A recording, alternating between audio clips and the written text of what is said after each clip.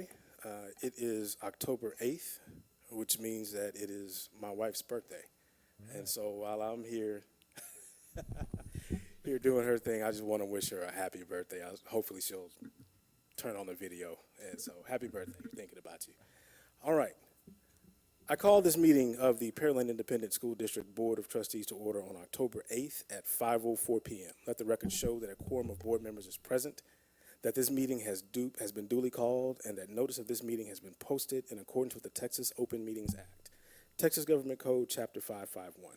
Let the record show that trustees Carbone, Murphy, Decker, Gooden, Floyd, and Barry are present. Mr. Botkin will be arriving late. With the call to order done, we will go into public comment. This is the portion of the board meeting where the board receives input from patrons. Each person who addresses the board will have 3 minutes to speak on his or her issue. In accordance with new state law, the board must prioritize the comments of those patrons who are addressing specific items on tonight's agenda, such that such input is received before board decisions are made tonight. Therefore, it is important that each person who signs up to speak clearly indicates the agenda item on which he/she will comment. Patrons addressing items not listed on tonight's agenda will also be heard, provided that the total time allotted for public comments does not exceed 30 minutes. Because of topic posting requirements of the Open Meetings Act, board members will not ask questions of the patron and unfortunately may not answer any questions posed to the board by the patron. No action can be taken on any issue presented during this patron comment section of the board meeting. Patrons addressing the board will be notified when they are approaching the last 30 minutes of their allotted time to speak. And we have 8 individuals who have signed up to speak tonight, so we're not going to have any time restriction issues. So first, Mr. Samuel, and if you would pronounce your last name for me, sir. Jing, Samuel Jing. Come on to the microphone. There you go, sir. The floor is yours. Thank you for coming out. This is good? All right. Hi, thank you everyone for attending. My name is Samuel Jing, and I'm here as a representative for Dawson's Youth and Government Club, which is a YMCA-based civic engagement program. I'm here today to talk to you guys about this fundraiser that we're hosting. So I'm here with Joshua Matthews, who is one of the veterans in our club, and I wish I could say the same, but 3 years ago I was quite typically the nervous freshman who didn't want to join any clubs. However, I cannot express how grateful I am to have joined this club last year. And I think I speak for all of our members in saying that what we do in youth and government not only betters ourselves as civically engaged teens, but also inspires those around us, our friends, our families, and other students to take initiatives in today's evolving political culture. Now, 3 years ago, a few students at Dawson started this Dawson branch for youth and government. And it was Ayush Dave, his brother Ashish Dave, which some of you may know, and a few of their friends who collaborated with the YMCA to make this program more accessible to high schoolers. Now, Dawson's delegation started out small, but every year the club has grown significantly. In fact, in its first year, I'm pretty sure we could have counted the members in our delegation on one hand.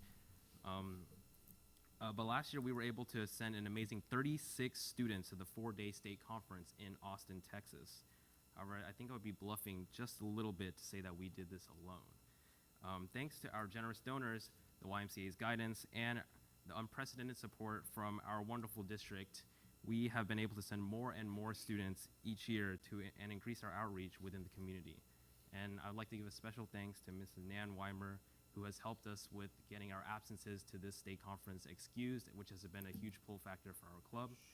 Now, this year we have an estimated 80 members in our delegation for now, and at least 50 who are committed to attending the district conference this year, which brings me to the important part of why I'm here today, and that is the fundraiser.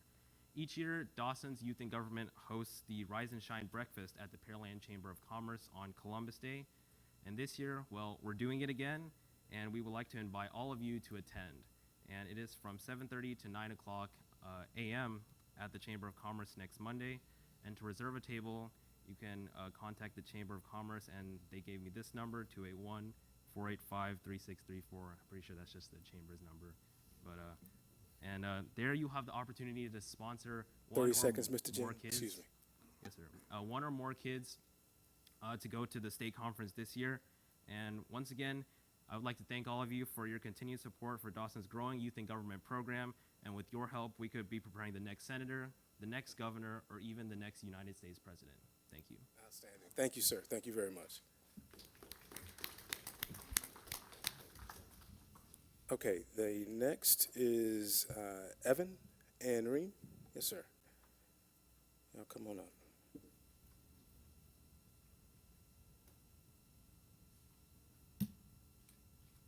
Thank y'all very much. The floor is yours. Welcome. Hello, I am Evan Okulovich, the president and founder of WARE. And I'm Reem. I am the historian of the WARE Club, and we are both seniors in Pearland High School. WARE is an acronym for Wildlife and Environmental Advocacy and Relief. WARE aims to educate students about environmental issues around the globe, to provide environmental and wildlife volunteering activities across the Pearland community, and to immerse students in nature as a means of educational growth. Additionally, WARE provides many activities for advocating for sustainability through personal actions. Approximately 2 years ago, WARE was just figuring out how to function with 7 students. Standing at approximately 40 students today, WARE has provided unique opportunities for students to grow their environmental and wildlife knowledge. In just those 2 years, WARE accomplished a lot. For instance, WARE adopted a highway nearby Pearland High School, showing students the extent to which litter has impacted the community. Additionally, WARE donated paper recycling bins to teachers, promoting sustainability across the campus. Finally, WARE renovated Pearland Library's courtyard, immersing students in a therapeutic natural space. In regards to the future of WARE, there are many new and exciting events for students. For instance, WARE will participate in a habitat restoration project, teaching students the importance of environmental sustainability. Additionally, WARE will give younger kids a lesson about more eco-friendly ways to live, which will promote education across all school levels and create small change. Finally, and with the most exciting project, WARE will lead another renovation project in Pearland High School. This renovation project will be the newly enclosed area at the center of the campus that just opened this year. As a result of this renovation project, WARE will provide more natural and immersive places for students to relax and study. In closing, thank you for your time here today. We stand before you asking for your support and consideration for anything that may impact the WARE Club. Additionally, if there are any collaborative ideas that WARE can support, then please notify us, because we would love to work together to promote a greener education and district for all students. Thank you. Thank you. Thank you all very much. Appreciate that.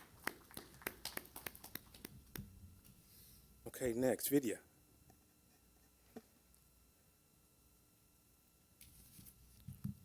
Floor is yours. Yes, ma'am. Thank you, trustees, Mr. President, and Superintendent Kelly for the opportunity to speak today. As you may remember, my name is Vidya. I did speak the meeting before this time. I am the founder of Pearland Youth Movement, and you may not have heard of our group, but you have heard of the climate strikes that we organized in this district. Dawson's was on the 20th as a part of 4 million other people, and Pearland High School's was on the 27th as a part of 6 million other people. But this is not the end for our group. In Pearland ISD, in the Houston area, in Texas, and in the world that we will grow into, we face the most pressing issues of our time today, and we cannot continue to pretend that they don't affect us. Thursday, the 19th of September, schools around Houston flooded. I had teachers worried sick about whether their children were going to make it home. My friend who sat behind me in Spanish spent the entire class checking her phone to see if her parents would be able to pick her up. I wish that those were the only issues facing our schools today, but they're not. External issues are not the only thing that plague our district nowadays. We still face internal challenges with the structure inherent to our district. Internally, we have faced problems like discrimination and many instances of bad judgment. When I heard about the Sharpie incident involving forcing a child into a situation they shouldn't have been in, I never thought that I would relate to that moment. The week of the 20th, for our demonstration for the climate, in solidarity with the global climate movement, I was called into class 4 times. Each time, an AP was in the room with me, along with the principal of my school. I didn't have anybody else in there who was supposed to be on my side or understood my story. A bit of context, I'm what you would call an AP student. I don't get called into the principal's office very often. It's a rarity for me, and so whenever the announcements came on and they asked for Vidya, everyone in the class was like scandalized. So that week, The last meeting, I sat with Ms. Holt, 2 APs, and Officer Castillo in one room alone. I don't hope that you will ever understand the situation that I'm in, but I want you to imagine if you were in a room with 4 people that much superior to you. I don't think it's a situation anyone should be in, and while I don't blame Ms. Holt or any of those administrators, it was a bad judgment call. But these bad judgment calls shouldn't be what we're going through repeatedly. This should only happen once, and when we have that happen, we should be learning from it. I want this district to invest in training their teachers and administrators to understand the student's perspective and make actions and take actions regarding students' perspectives in a way that will actually benefit students and promote a safe learning environment. Thank you. Thank you, ma'am.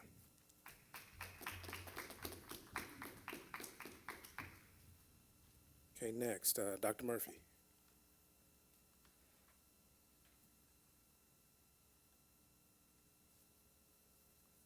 Thank you again for the opportunity to speak. Thank you. I wanted to share a few things with you, but I'm going to start off with my ask of the district, and that is with the Brazoria County NAACP and the Texas NAACP. It's asking the district to please resolve to not support any form of white supremacy, and that is also complicity in white supremacy as well. Also, to ask more specifically in terms of actionable items, to make diversity and inclusion training available for public review in this district and public scrutiny, also for a public discussion with the district, and also to implement a system of public accountability when there are deficiencies in what you have implemented. Now, I wanted to share a couple of stories. One is from a colleague of mine who is a professor at a medical school here in the greater Houston area.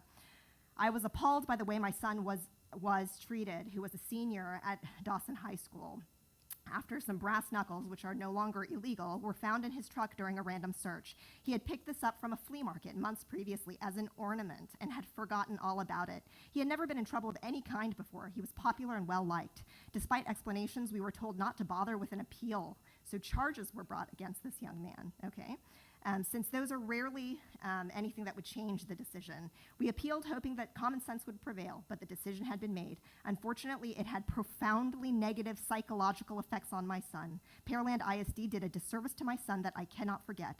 From what I read of various events reported here, and this was in events that I had shared with him, I wonder if the punishments are the same for all kids.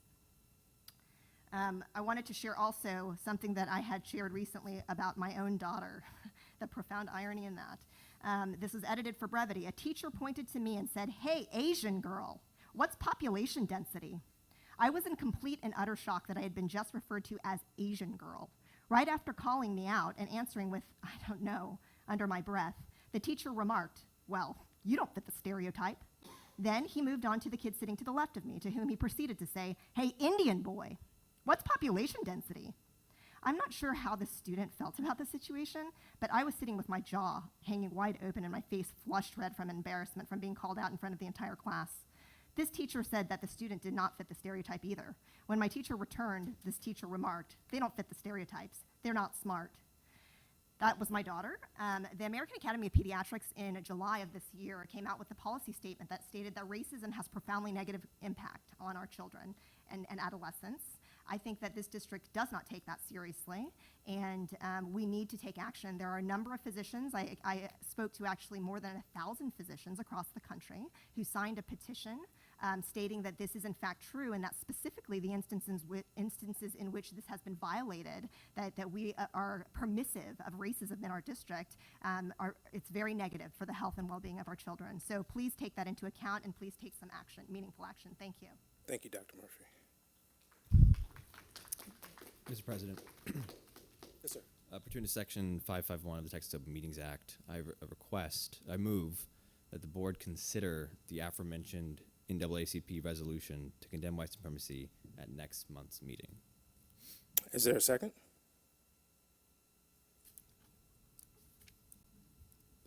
Asking twice for the purposes of the record. Is there a second? No second. Thank you very much. Thank you. All right. Michael Roy Alvarez.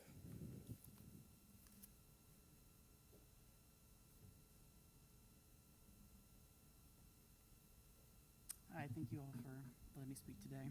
My name is Michael Alvarez. I was born and raised in Pearland. I attended Pearland schools throughout the entirety of my K through 12 education. I actually came back to live in Pearland after I graduated from UT last year. So just to be clear, I have a great amount of respect for Pearland schools, and I had some really incredible teachers throughout my 13 years here. However, I think this district has some very real problems that need to be addressed by this board. Back in 2016, our superintendent made some very offensive remarks regarding the LGBT community in a local newspaper interview. He compared the legalization of same-sex marriage to legalizing pedophilia and polygamy. I read these comments, and like many people, I was horrified. I then started a petition online calling for Dr. Kelly to apologize, and that petition, even though it received hundreds of signatures and a lot of support among the local community, it's been 3 years and we still haven't received any word from our superintendent. So, you know, given this history, I was upset, but unfortunately not surprised to hear Dr. Murphy's story about what happened to her daughter and that other student in her class. You know, this is something that needs to be addressed by the board with decisive action. It needs to be addressed immediately. Teachers who make racist remarks have no place in our public schools. And this really isn't about politics or about Republican versus Democrat. This is about human decency and treating one another with respect. It's the simple golden rule that we're all taught in school. You know, treat others as you wish to be treated. And kids go to school every day worrying about getting picked on by other kids. They shouldn't have to worry about getting picked on by the adults in charge as well. So again, thank you for your time. I appreciate it. Thank you, sir. Mr. Say.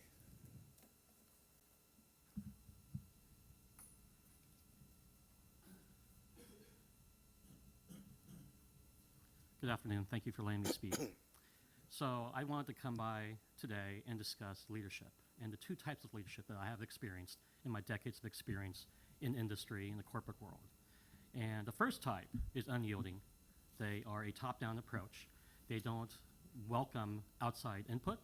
They don't look toward the people who work with them or underneath them for advice or knowledge or suggestions.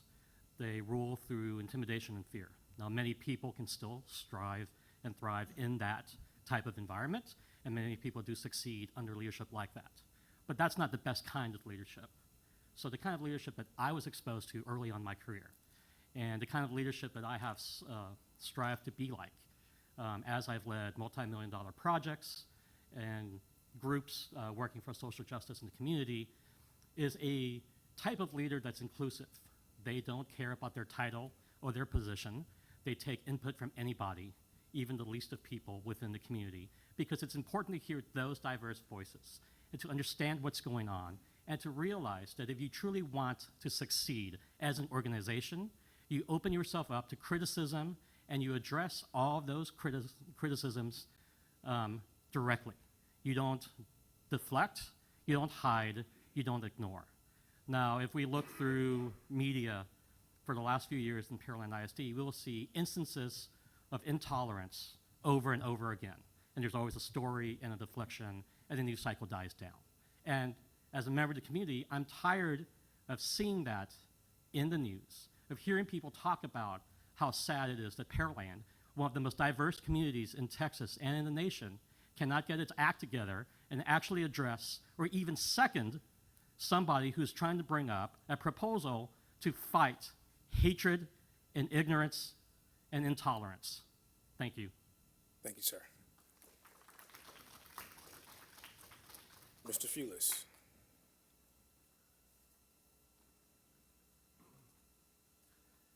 Hi guys, just a couple of quick things. First thing, HB 2840. I just wanted to let you know that there is some disagreement of opinion on what that bill actually requires as far as the changes to the public comments. The bill says a governmental body shall allow each member of the public who desires to address the body regarding an item on an agenda for an open meeting of the body to address the body regardless of the item at the meeting before or during the body's consideration of the item. Now there's an article going around that says That means we can raise our hands anytime during a school board or other governmental meeting and ask a question about an item on the agenda. Knowing you guys and sitting in a lot of these meetings, I just have a feeling that's not how you read it.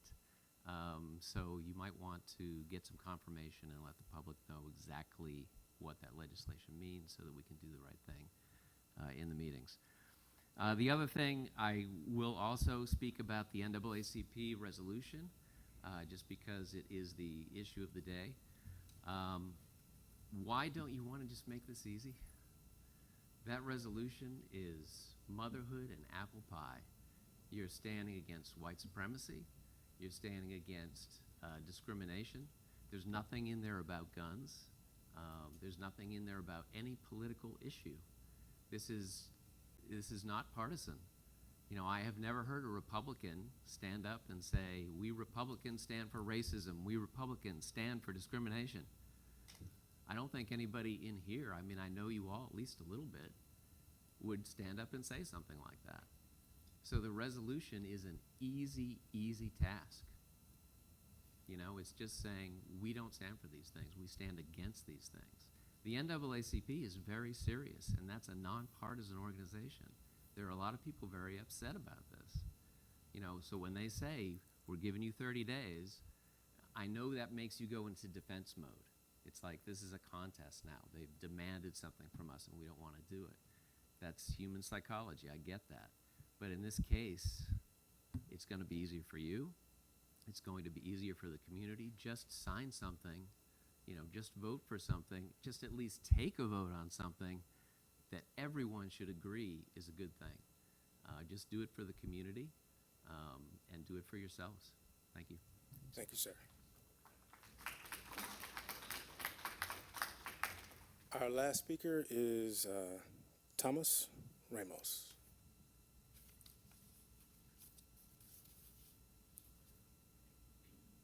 Did I get that right? Is that Tomas? Yes, sir. Ladies and gentlemen of the board, thank you for your time. Good afternoon. Just to reiterate some of the things that have been said previously, there have been a series of very troubling incidences happening here at PSIT, and I would behoove the board to look at those incidents not as just isolated events, but as a pattern, a series of behavior that's being tolerated, not just by individual teachers or even administrators, but by the leadership of PSID. And I don't say this as a representative of any organization. I'm just an on-again, off-again resident of Pearland. I'm a parent that's about to have a young child enter PSID in less than a year's time, and she is about to enter an environment that I don't want her to be exposed to. I appreciate that there are political considerations, but as a previous speaker said, it shouldn't be difficult to simply denounce white supremacy. You know, the resolution that was offered by Mr. Flord and that has been offered by the NAACP and similar organizations, it's not complicated. There isn't anything in it that is an attempt to drag in an unrelated issue. It's simply about these recurring incidences. A young girl who is Muslim and wearing an article of her faith being told she requires a letter from her imam in order to wear it. A young black child being subject to being marked with a Sharpie to cover up a haircut that wasn't in any way distracting. You know, the incident with Dr. Murphy's daughter, et cetera, et cetera, et cetera. If it was just one or two incidences, I wouldn't be here today, but I'm seeing a pattern of behavior, again, not just from the individual actors that are perpetrating these, you know, despicable behaviors, but of a lack of leadership. I'm both a veteran of the U.S. Armed Forces and of 2 police forces, and every single supervisor and training officer that I have has told me that leadership comes from the top down. And oftentimes the failings of one's subordinates can directly be attributed to the failure of leadership. This board is in charge of ensuring that our children receive the best education possible in the safest and most encouraging environment possible. And I would encourage each and every one of you to think about that if the resolution that was previously offered is offered again. Thank you again for your time. Thank you, sir. All right, that is our final speaker of the evening. The Board of Trustees of the Pearland Independent School District will now convene into a closed meeting to discuss the following items posted on our agenda this evening as allowed by Title V, Chapter 551, Texas Government Code and/or Education Code. The superintendent will present for the board's consideration or discussion the following matters. Sections 551.071, 072, 074, 076, and 082. No voting will take place in the closed meeting. Any action the board wishes to take as a result of discussions in the closed session will take place after the board reconvenes in open meetings. It is now 5:29 p.m., and the board will adjourn into closed session.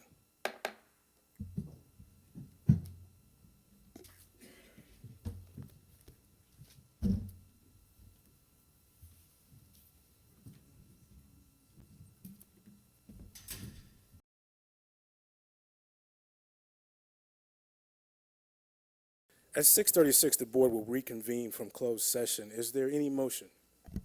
Yes. Sorry. I move we accept and approve the superintendent's recommendation for employment of personnel as presented. Second. All right, motion Decker, second Bakken. Is there any further discussion? Hearing none, let's vote. All in favor? Motion carries 6-0 with trustee Carbone just temporarily out of the meeting. All right, we will go to introductory remarks from trustee Jeff Berry. If you would please stand for the pledges. Thank you.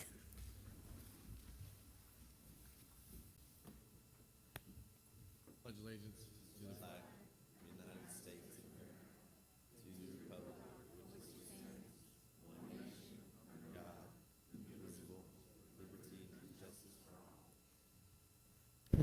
Honor the Texas flag. I pledge allegiance to Texas, one state under God, one and indivisible.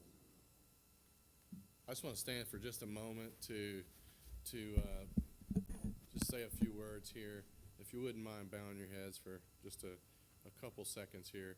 I want to thank God for this body, for all the individuals, all the students, all the teachers, administrators, all of our first responders, and all of our military in harm's way. In Jesus' name we pray. All right, so does that conclude your remarks? Yeah. Okay. All right, we have a public hearing scheduled for 6 o'clock on the Financial Integrity Rating System of Texas. We will skip that momentarily, and we will go directly to board recognition. Yes, sir. All right.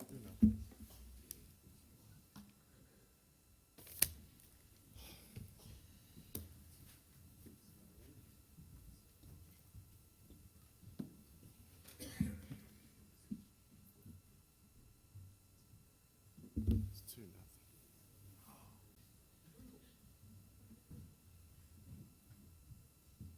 And for those asking and wondering, the Astros are currently down 2-0. So let's send good vibes. Let's send good vibes. Was it one? I saw 2. It's 2 now. Yeah. So send good vibes. But more importantly, we have great kiddos to recognize. So that's what we're here for. Even if they lose, we know we got good kids.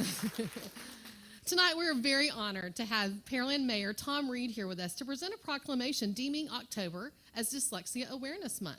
And accepting the proclamation will be Danielle Trotter from Dyslexia Awareness Parent Group. So, Mayor Reed, the floor is yours.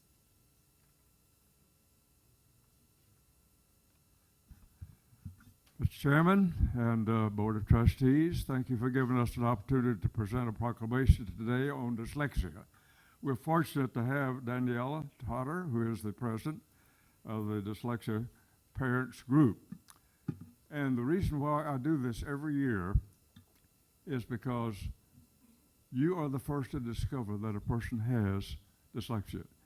Isn't it wonderful that you have it in the school system where you can work and try to make corrective and build on the pluses that they have, and in later life they are able to negotiate and leave behind some of the problems that are generally experienced by the dyslexia program. And today I have a proclamation, and let me give you this copy.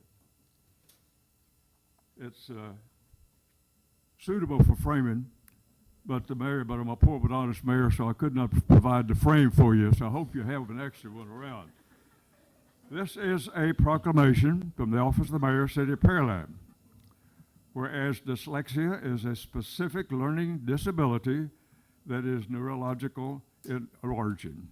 It is characterized by difficulties with accurate and/or fluent word recognition and/or poor spelling and decoding abilities. And whereas as many as 1 in 5 students have dyslexia.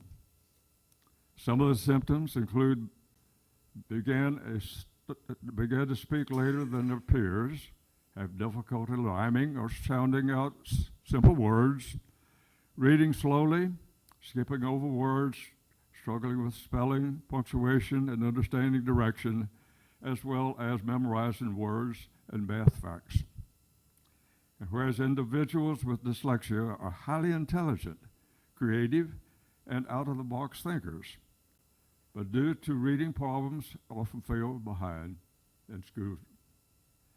These individuals have talent and productive minds, can and do excel once they are taught to utilize evidence-based instructions, which you provide incidentally.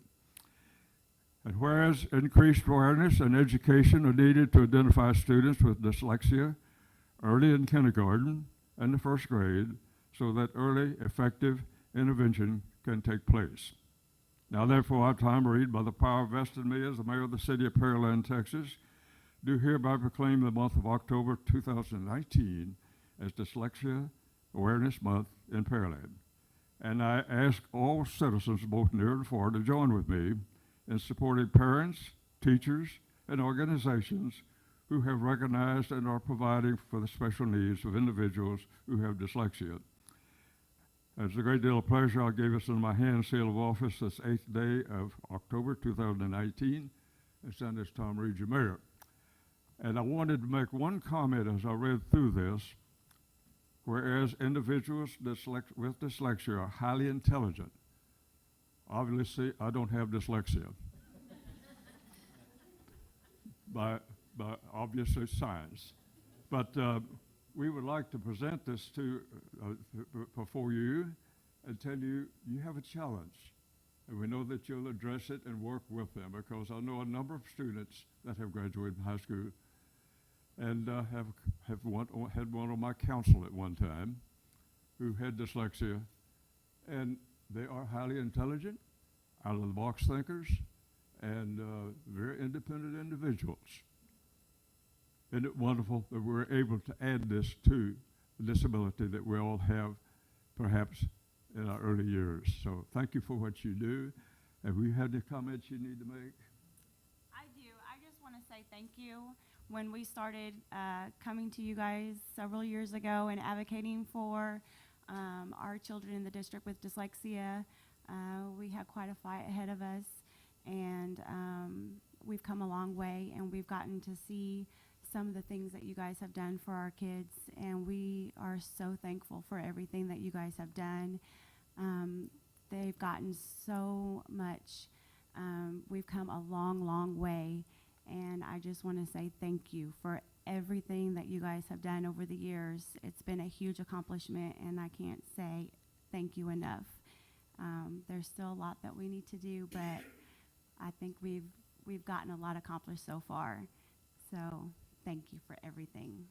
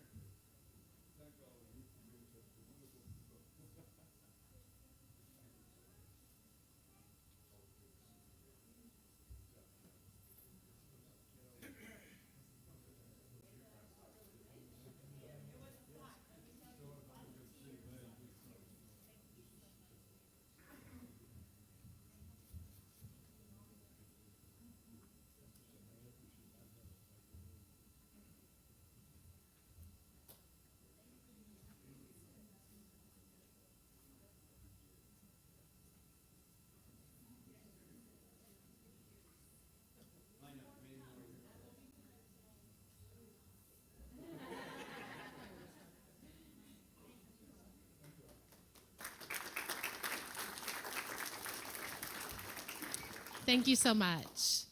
And now comes the time that we love to recognize our students and staff for their achievements.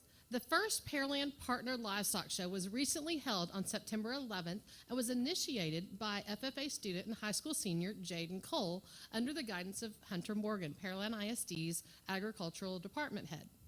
An FFA student since 4th grade, Jaden is also involved in Boy Scouts. He prepared a presentation addressing concerns, outlining a timeline, a mentor selection process, and an overall plan for the event. Jaden was able to combine his passion for serving others through his Boy Scout Eagle project and Pearland ISD's first livestock show specifically focused on students with disabilities. Here tonight, we also have the show participants and their mentors. First, we have Jaden Cole.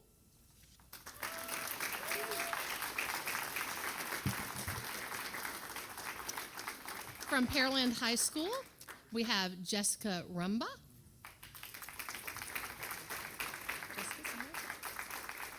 And Shelby Lanke. Lanke. Oh, there they are. Here they come.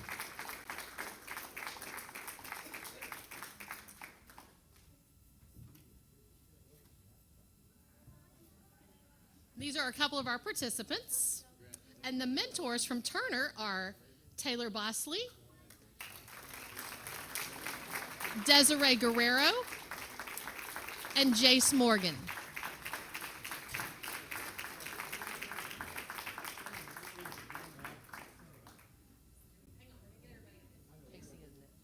Sorry, I knew that. Oh, okay.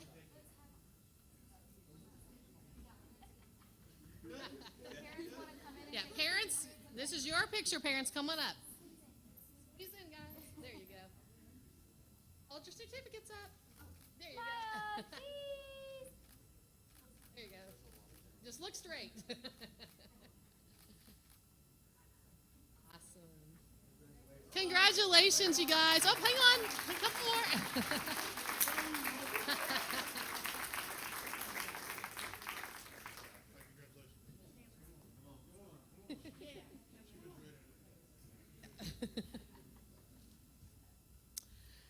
Then from September 12th through the 14th, Pearland ISD held the 8th Annual Livestock Show and Career Expo, an opportunity for students to exhibit livestock and showcase their career and artistic skills. This year's show raised $27,000 in scholarships and approximately $151,000 during the livestock, art, and culinary auction. We'll now recognize the Grand Champion and Reserve Grand Champion winners. From Turner College and Career High School with a Grand Champion steer, we have Taylor Bosley.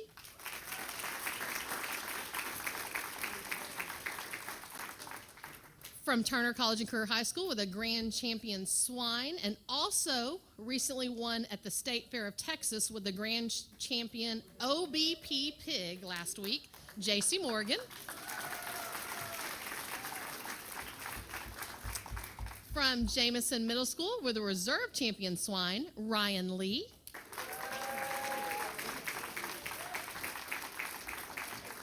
From Turner College and Career High School with a Grand Champion lamb, Julie Anna Stewart. From Pearland High School with a Reserve Champion lamb, Cammie Jobert. From Turner High School with a Grand Champion goat, Lauren Furr.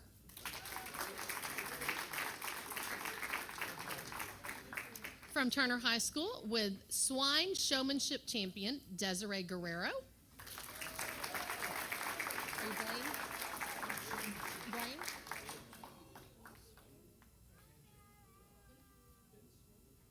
Okay, you're coming. Oh, sorry, Ben. I skipped you, Ben. Sorry. All right, Reserve Grand Champion goat. Sorry, Ben. Ben Swindle from Turner.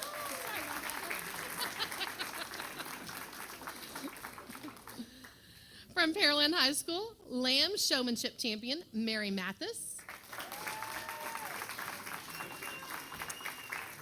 From Pearland High School, Goat Showmanship Champion, Chloe Pillow. All right, Grace, you're going to have to help me out. An Open Cattle Showmanship Champion from Pearland High School, Grace Reebschlager. Sure, she said. Sorry, Grace. Also being recognized are some visual art and culinary competition winners.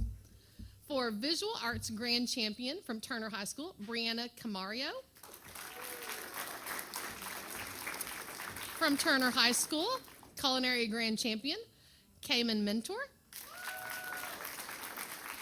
And Culinary Reserve Champion from Turner, Giselle Moreno.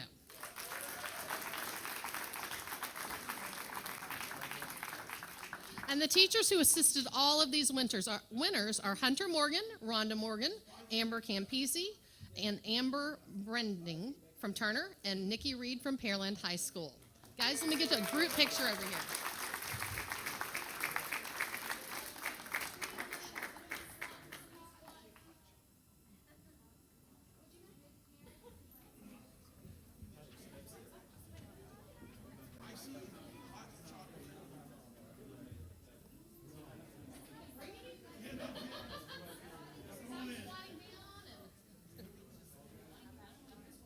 Here you go. Yeah, just squat all the way down there. All right, just look straight forward, guys. Squeeze in tight. Squat down, some of you in the front. There you go.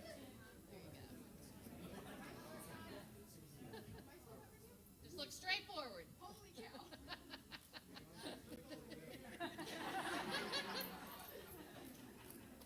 One, two, three. Okay, here in the middle. 1, 2.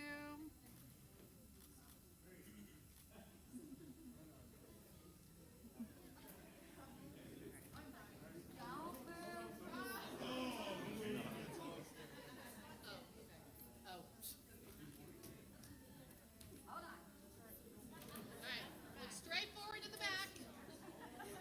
Straight forward at the back, you guys. Couple more, straight forward at the back.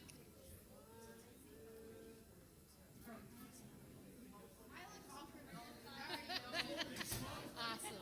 Congratulations.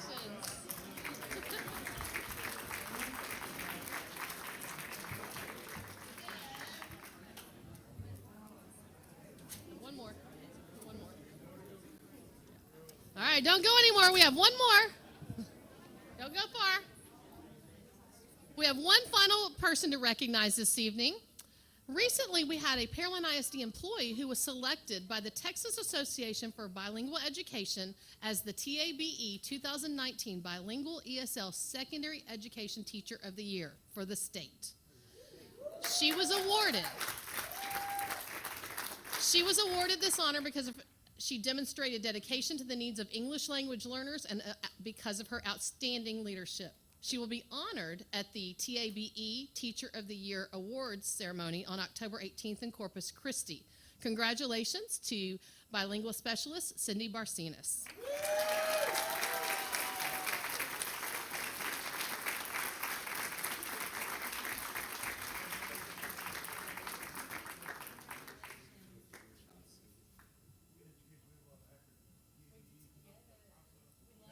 We love acronyms. That's one. It's the Texas Association of Bilingual.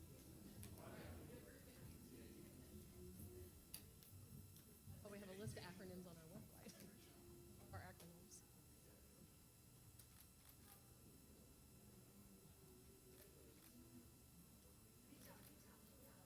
All right, congratulations to all our recipients this evening.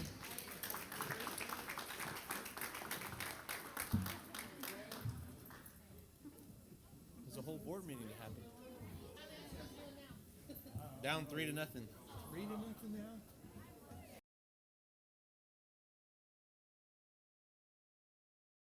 Ladies and gentlemen, we're going to resume with the agenda, and we will go to item number 8, which is the public hearing on the Financial Integrity Rating System of Texas. This is a public hearing. At 6:58 p.m., we will open the public hearing on the first rating. Thank you. Mrs. Carter, if you would. Thank you. Okay, the report is in your packet, and this year we received a 98 out of a possible 100 points, giving us an A for superior achievement. Any questions? Good to see that A. Yeah, Yep. great job. Always. Okay. Is there any member of the public that would like to comment on the first reading? All right, hearing no one speaking, thank you very much. We will close the public hearing at 6:58 p.m. Next item, we will go to board member committee update. Does anyone have anything they'd like to share? Yeah, well, went to TexEdCon 19. Was the wonderful bearer of a ribbon. It made me the delegate. Okay. To sit there and listen to people argue over the word and or the for 4 hours. But no, it was a really good conference. A lot of the pushes for the Texas Association of School Boards and the Texas Association of Superintendents is just trying to, educate our constituents and community about the things that we do and the things that we do well, right? And so that was a big, common theme through everything. We do so many things well in education, we just don't brag about them, and we're the last ones to brag, right, about ourselves. But we have to, because we do a lot of great things in our district and around the state. But it was really good to meet up with a bunch of people, and I see the direction that we're going is really, really good. So, Okay. Anyone else? We, I don't know if Jeff's going to talk about the same thing Jeff and I both attended the NBCEA fundraiser at Turner. Okay. Gosh, Chef Dunn put on a great event. His students cooked all kinds of small appetizers, including salmon, including desserts, and we were able to raise over $10,000 in equipment for Turner. Outstanding. And other CTE courses. So, although it's not a board committee, it is a nonprofit that does support our district. So it was a great turnout. We were able to make people aware of where their bond money is going to use. So again, over $10,000 in funds raised.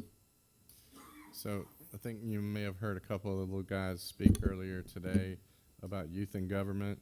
Monday is actually a fundraiser for youth in government so that they can raise money to actually go to Austin and share their wares and whatnot. Great organization, good group of guys. Ayush and those guys in years past have actually created something that it seems like, Pearland has something to live up to now over the years. So we're looking forward to sending those guys over there, but they can't do it without the public's help. So it's Dawson Youth in Government. It's Monday morning at the Chamber, 7:30 to 9 at the Chamber of Commerce in Pearland here. what's the date? Breakfast, October 15th. Yeah, October 15th. This Yep. coming Same day Monday. as the meet and greet? Yeah.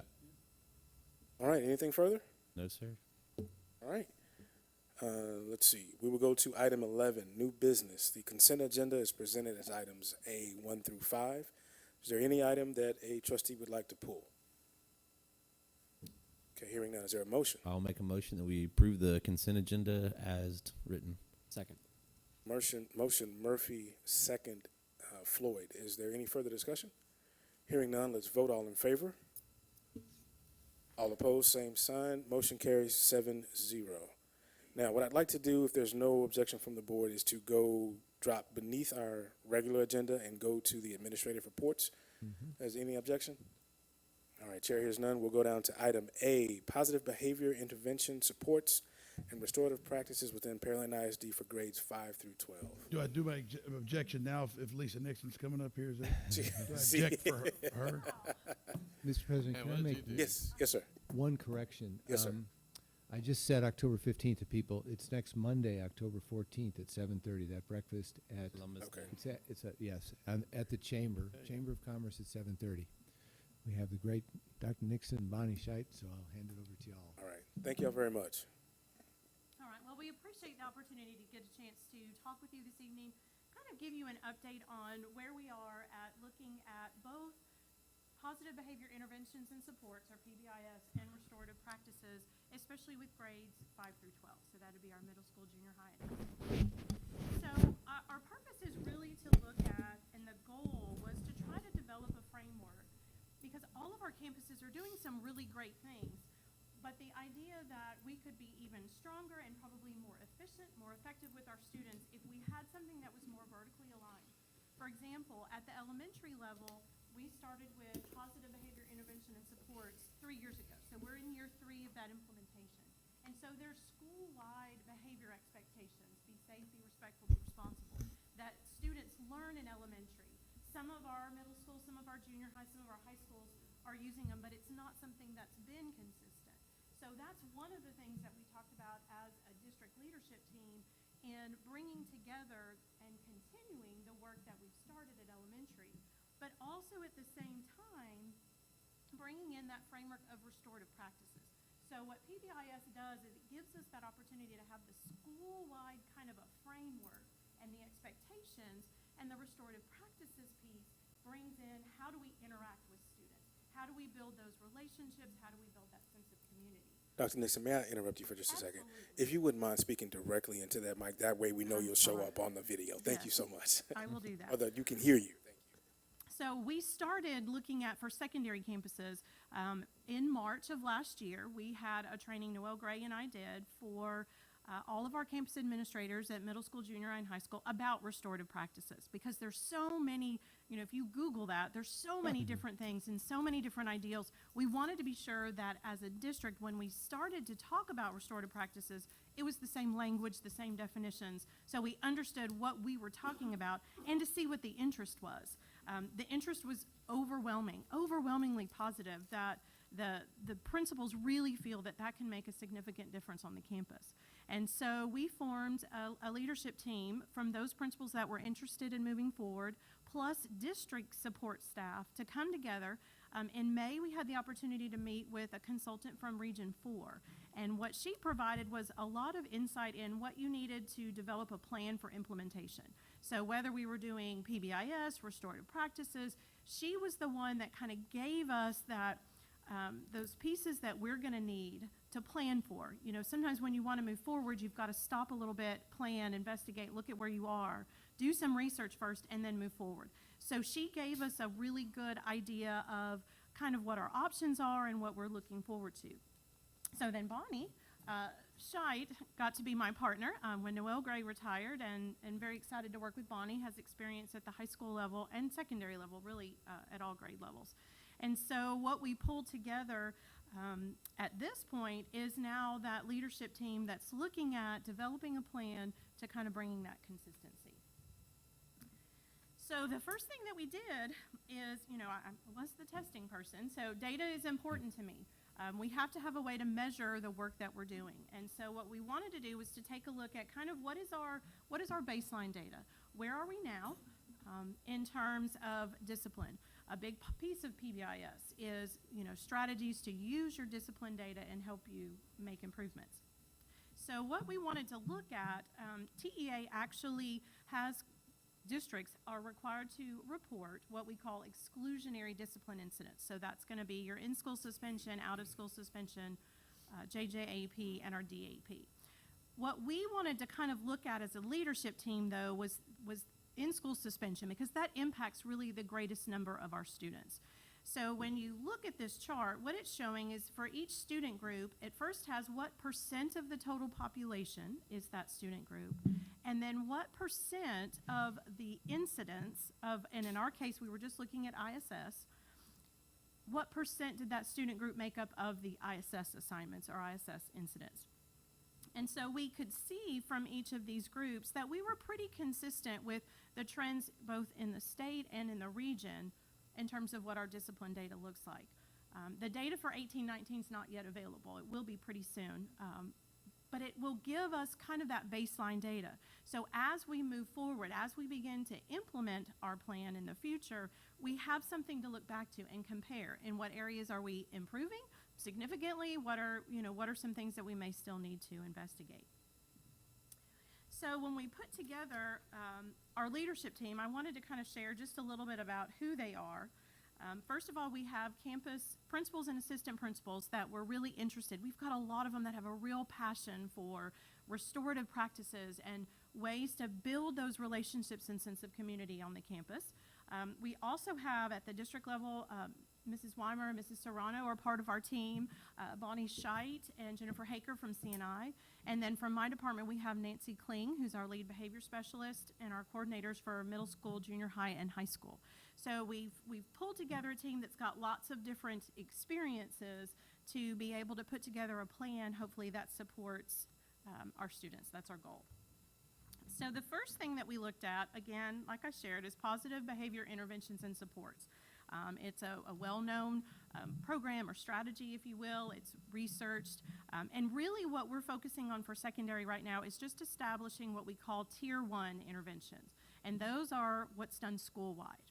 And so with PBIS, again, it's designed, there's kind of three key pieces that we're really looking at with this. One is school-wide expectations and teaching those. You know, so many times in elementary, we see lots of teaching of behavior and expectations. But as we get older, we just assume kids know. They don't know. They need to be taught. And so one of the pieces for PBIS when we move into the secondary is give teachers those, true lessons, expectations for here's what it means. And our committee has agreed that we're going to continue the work that elementary has done with those three same school-wide expectations of be safe, be respectful, and be responsible. The other pieces that are included that we are using at elementary are that 3-to-1 positive reinforcement. So you want to give kids kind of three positives, three reinforcers for what they're doing well for every one redirection. The other piece is data. PBIS, when you look at that, really helps administrators and teachers use data to help identify some areas that maybe need to be addressed and areas where we're making progress and where students are being more successful because of that plan. And then the second piece is restorative practice. So recently, and she touched base a little bit on this, that some of the administrators and myself, we've done some research on restorative practices. We recently went to a training at TEA with a Dr. Gay Lang, and it was a 3-day training. The first day was just an overview of restorative practices and really talked about that Tier 1 implementation. The other 2 days was more guided towards the campus coordinator and how we can get to that Tier 2 and Tier 3 implementation and what that would look like. At that training, restorative practices, it was inspirational. It was the energy the lady gave. It was a great, great training. And me and the other administrators left, and we were excited. There's definitely some things that we want to implement. When you look at restorative practices, it really talks about building relationships with kids. And that's the first step. You have to have those relationships. And I'm content-driven. I'm that type of person, but you've got to connect with kids before you teach the content. So this training and the presenter taught us those strategies so we can build those relationships with kids. The Tier 1 piece, which is what would be the first implementation, the first phase of it, focused on 3 main strategies with the teachers. Building a respect agreement in the classroom, which is kind of like a social contract if you're familiar with that. How you speak to kids, using I statements instead of just, don't do this. Okay, you talk about I feel and how it affects you and how maybe their actions affect other students or teachers or whoever's in the classroom. And then the third thing are circles, which you hear a lot about when you hear restorative practices are circles. And there's different levels of circles. There's the Tier 1, which is a whole class. It's just building those relationships, and it gives voice to kids. Those circles really do give a chance for students to speak.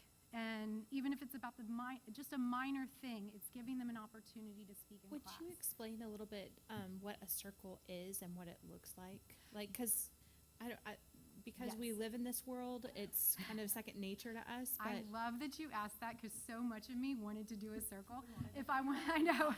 I did. I said, oh my God, if I could just model the circle. But then the trainer said the very first thing that she told us in our training was that don't do a circle until you've taught a circle. So I can't. But it starts off simple, and it's a way to get the students communicating about minor things. And they form a circle. It's literally, they form a circle, and you have a center of your circle, and you have a talking piece. And you have that talking piece, and you can't speak until you have the talking piece in your hand. And you start off with a very simple prompt as a teacher. You also develop core values in the beginning, so every student has to give their value, what a core value is to them. And you give definitions for those core values. You know, you got to make sure, and she was very specific, you use Webster's Dictionary to give the definitions. You don't go to Urban Dictionary to find the definitions, you know. So having that, these kids, you start with certain question prompts, and you pass the talking piece, and each student will answer. They can pass if they don't feel, you know, like they want to speak. And it develops into more in-depth questions. She is very, very concerned about the type of questions that you do ask students. So there is a huge piece on there's certain type of questions that you want to ask. And she gives you strategies, she gives you resources to choose what type of questions that you talk about in those circles. That's a tier 1. That's on a whole class level. The tier 2 and tier 3, which I was not at those 2 days of the training, those are more of the restorative chats that you may have with, for example, your DAP students when they come in to, you know, they're coming in and they harmed someone or they did something wrong. And those are more in-depth, more training. What our goal would be the first year would implement the tier 1 and implement just that on a whole in a class and be proactive. And so we're not just addressing the discipline, but we're building the relationship. So hopefully down the road that discipline won't happen.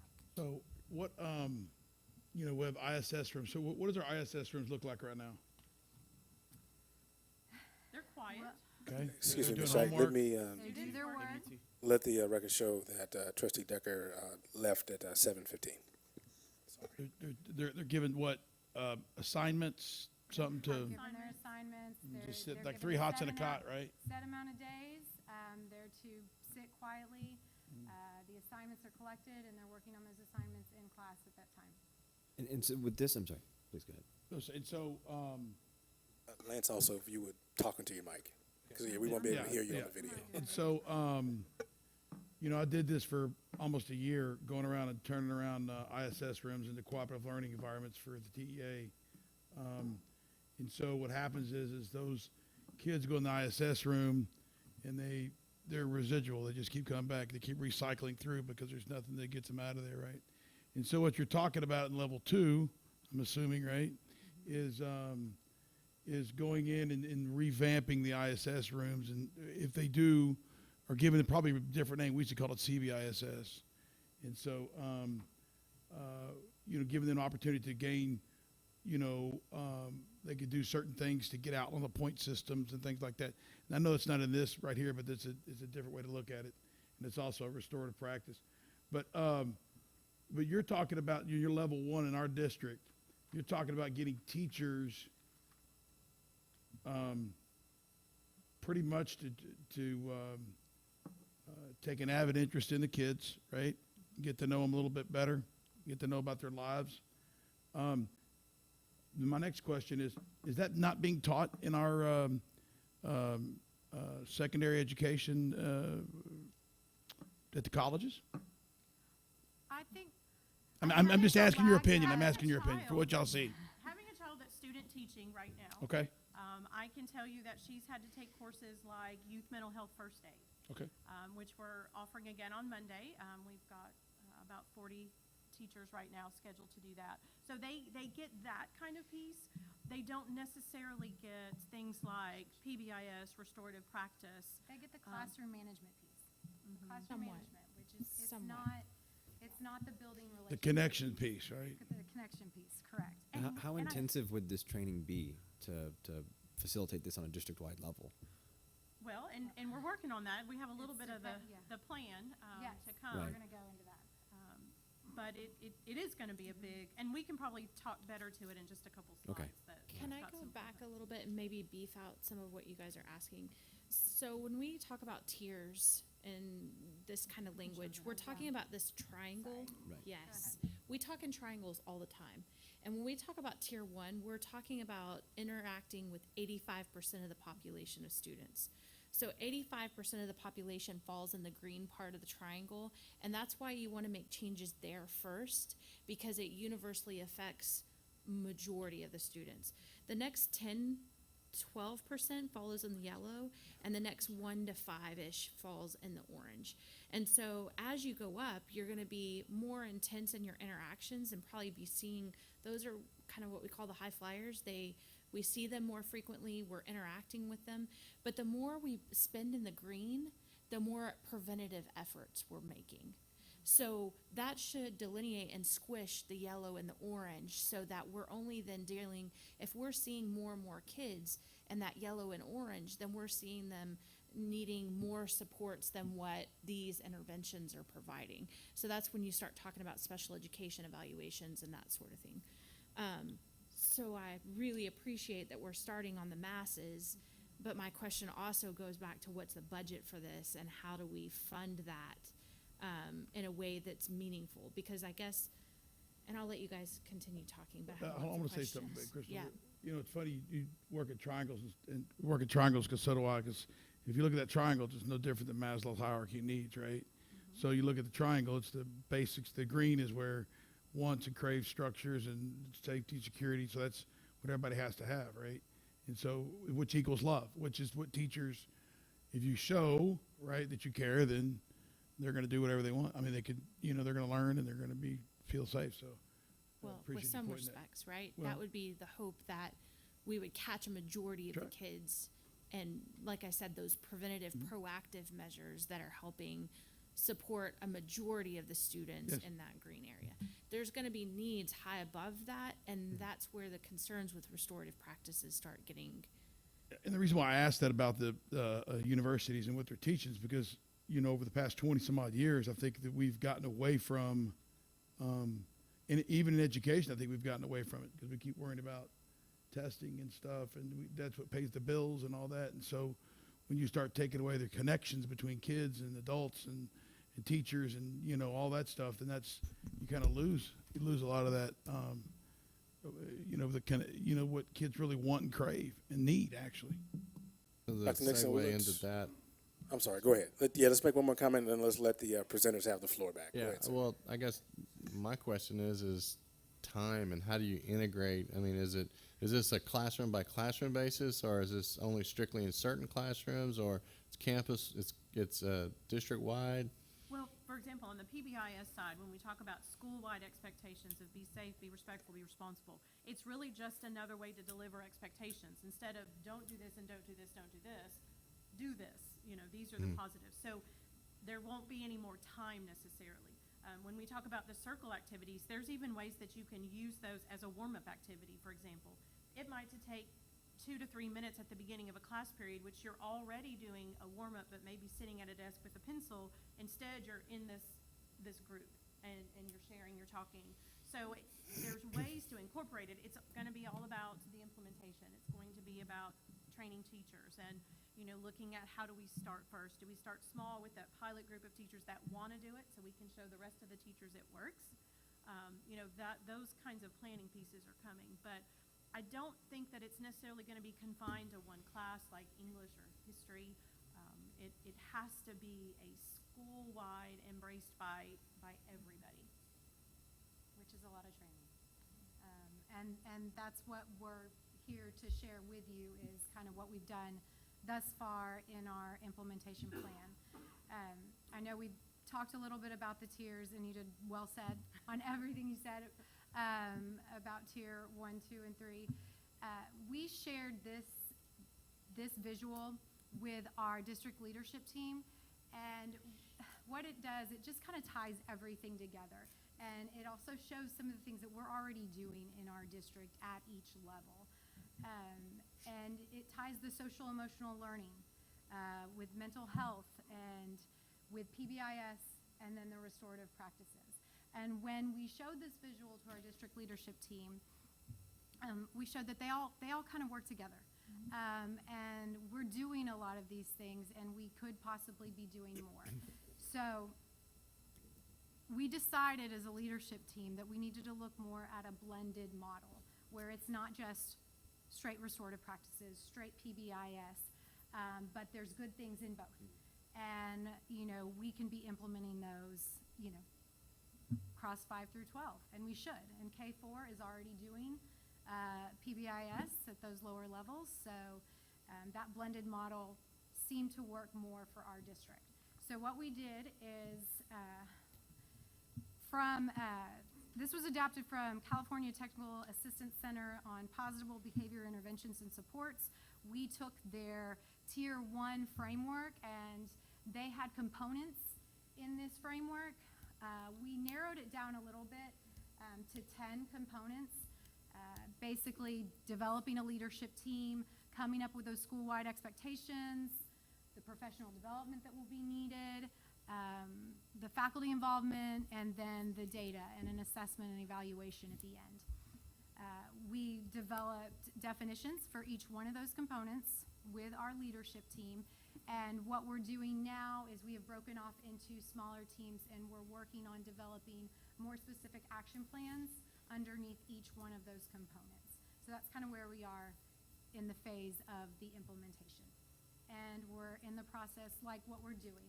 We're researching the restorative practices. We're continuing with the PBIS that we already have in place in K4, and hopefully utilizing some of those strategies moving into 5 through 12. So going forward, I kind of just talked about it, but that's where we're at this point. So anything else? Can you speak to two things, or three things rather? One is just the overwhelming evidence about restorative justice and the effect that it has, not just on school climate, but on academics. Do you have anything offhand that you could speak to that of, or? The question, Mike? It's not a question per se, but rather just, I mean, speaking to the validity of restorative justice, not just the aims it has in discipline, but the other effects that it has. Well, and our focus has been more on the restorative practices piece. We're looking at it, and from what we've researched, are kind of what Bonnie talked about, those, you know, the classroom agreements or the social contract, Right. looking at the I statements or effective statements, and looking at circles, and how that builds community among the classrooms. There's lots of data to support that there's times where it's more than just the teacher and students building relationships, it's creating a relationship among all of the people in the room. You know, when some of these things are as simple as, what's your favorite candy? And each person goes around and shares, and there might be two kids that have never talked to each other that feel like they're completely different, that like the same candy. Now you've at least built some kind of connection to that person in your classroom. And so, you know, we want kids to go to their classes. We don't want kids tardy. We don't want kids skipping. So we want kids to want to be in class. So that's a big piece of this restorative practice part that we're looking at. The other side of that, once we get better at it, when we talk about Tier 2 and Tier 3, is that real restorative piece where there's been harm done, you know, two students got in a fight, or, you know, something happened, and we bring everybody together to talk about how did that make me feel, so that there's still consequences for the incident, but it's about how do you own up You to heal, that? right? You know, Take how do you- responsibility. Right. How do you make it right and say, Bonnie, I'm sorry. I thought you said this and I shouldn't have done that. But we teach the kids how to do that and how to interact. Argue appropriately. And so easily, you know, you just said you did wrong and you're done. You know, Right. you move on. Where this is teaching those students, you know, what happened? You know, what harm did you cause by performing that act, or you know, doing that wrong? And it's amazing when you let the kids speak and let others speak and tell the kids. You know, the presenter talked a lot about she would have rather, you know, had her mother spank her and move on, but instead, you know, she has to sit there and listen to her mom go on, and how this, you know, what she did, how it affected her. So it's just, it'll give an opportunity to teach not only teachers, but administrators, the rest of us, on, you know, how to handle certain situations and how to build those relationships going forward. And there's a lot of evidence that it reduces discipline referrals and discipline incidents, which is our goal. We don't want those exclusionary consequences. We don't want them out. We want them to stay in. And both PBIS and restorative practices do have us pull data. regularly, which is important. I think it's very You know, important it's because important. We have a baseline, you Yeah. know, we kind of shared, this is somewhat of our baseline data. Lisa and I have done, I'll almost call you, yeah, done a lot of data. So this is kind of a baseline data. So going forward, what we choose to implement, you know, we again want to have benchmark timeline and look at the data and see if we're making improvement. So. Okay, so when you judge whether or not you're seeing improvement as we implement these, will we be looking at similar data to what's presented here, and seeing what percentage we have of students plus, you know, versus which percentage they are of exclusionary incidents or discipline? And really, what's good about both PBIS and restorative practices is that we're looking at all data. You know, we shared the ISS data here, which we have, but you're also looking at, you know, the number of tardies. You know, a lot of the administrators will share with you, tardies are a problem. Well, we want kids to be in class. So instead of focusing on how can we change the consequences to change the behavior, we just want to change the behavior in such a way the kids want to be in class on time.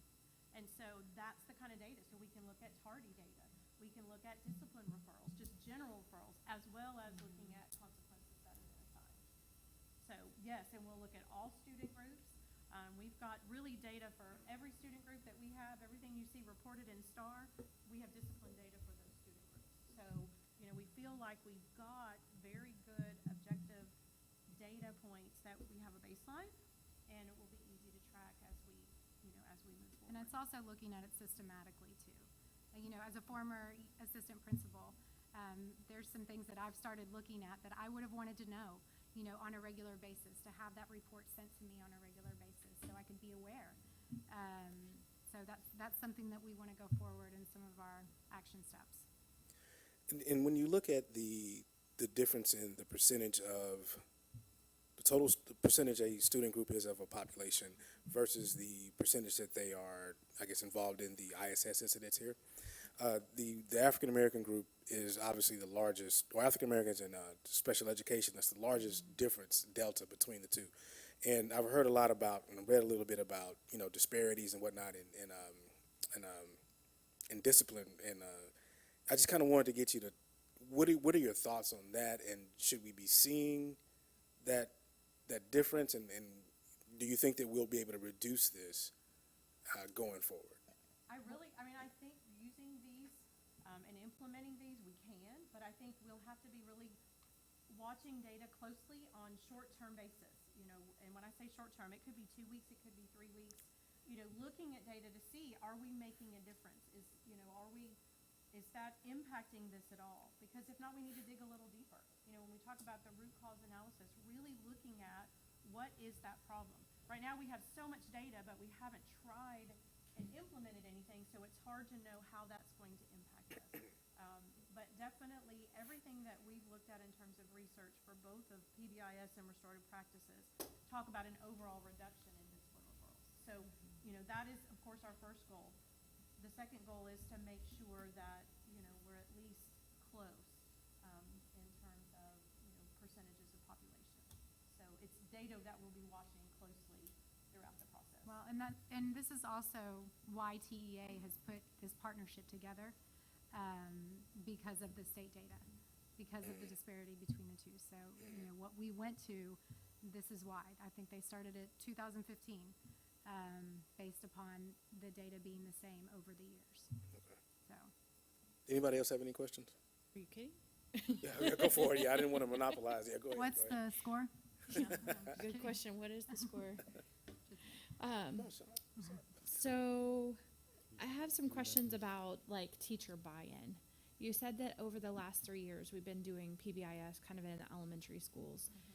And granted, I've only been on the board about a year, and we've gone to do some some campus visits, like taking them lunch and that kind of thing. I think words got out that I'm an LSSP by trade, so the questions that I get, I think, are unique. But Excuse me, Mrs. Carbone. Let the record show that Mr. Murphy left the meeting at 7:32. Thank you.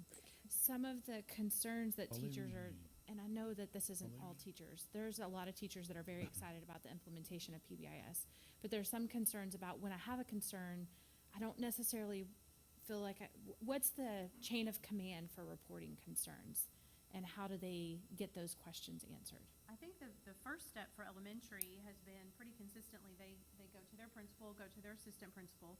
I know that Noel Gray and now Dawn Lissy provide additional trainings, and so they can work with, we work with a company called Emergent Tree at the elementary level.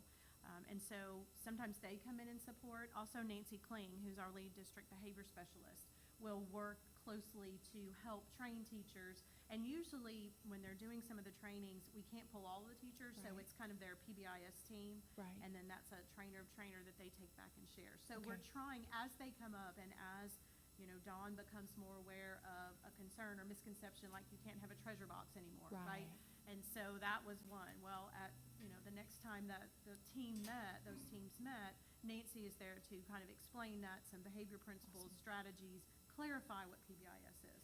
So we'll have that similar process. You know, Sure. we're looking at impacting a lot of teachers. And so what some of our principals have shared is, you know, we'd like to start with a pilot group of teachers that first year that are excited. You know, those are the ones that believe in it, that have heard about it, used it somewhere else, and let them start. And there will be success. And so Right. when the others see that success, then we can Right. start to build in that buy-in. And there's no, I mean, nothing's going to be implemented without bumps in the road. Mhm. I just want to make sure that teachers have a path of how do I feel supported in this, because it's a huge shift for a lot of teachers to think about things in a how do I frame it positively versus a consequence-driven Yeah. kind of conduct mark sort of thinking about things. So I appreciate kind of the feedback there. The second part of my questions are a little bit about the money. As I look at restorative practices, the things that kind of stick out in my mind are the articles about the concerns and the pitfalls that we can fall into. Please excuse me again. Mr. Murphy joined us at 7:35. And so, I'm sorry, that's okay. So the idea that if teachers aren't well trained in restorative practices and have their own thought process about how this goes about, but don't really have the ins and outs of things, that it can be detrimental, especially for those tier 1 and tier 2 kids. That if there's physical aggression by a kid or altercations between children, and teachers take it as a passive way of we're just going to talk it out and not have some piece of that discipline, then we're going to be that it could do more harm than good. So one thought of that is I really appreciate that we're starting with the masses and the tier 1, but the second part is a kind of challenge to the board of what are we willing to spend on this to make this effective. And I guess with the administration and Dr. Kelly as well, about we kind of create a budget when we want things to do well, and I think it's going to be heavy weighted in the front end, but to see massive consequences in the positive that will pay dividends over the long term as we have a network of kind of teachers that are strong in this, but it's going to cost money. I mean, Yeah, you can't act, that's just a weird question because I mean, do we have real success stories and, you know, actual situations where districts, ISDs, large masses of population of employees have actually seen success and milestones met in situations? I mean, we don't have any clue what the training entails and how long it will take. And I mean, I think that the money will come over time, you know, as we progress in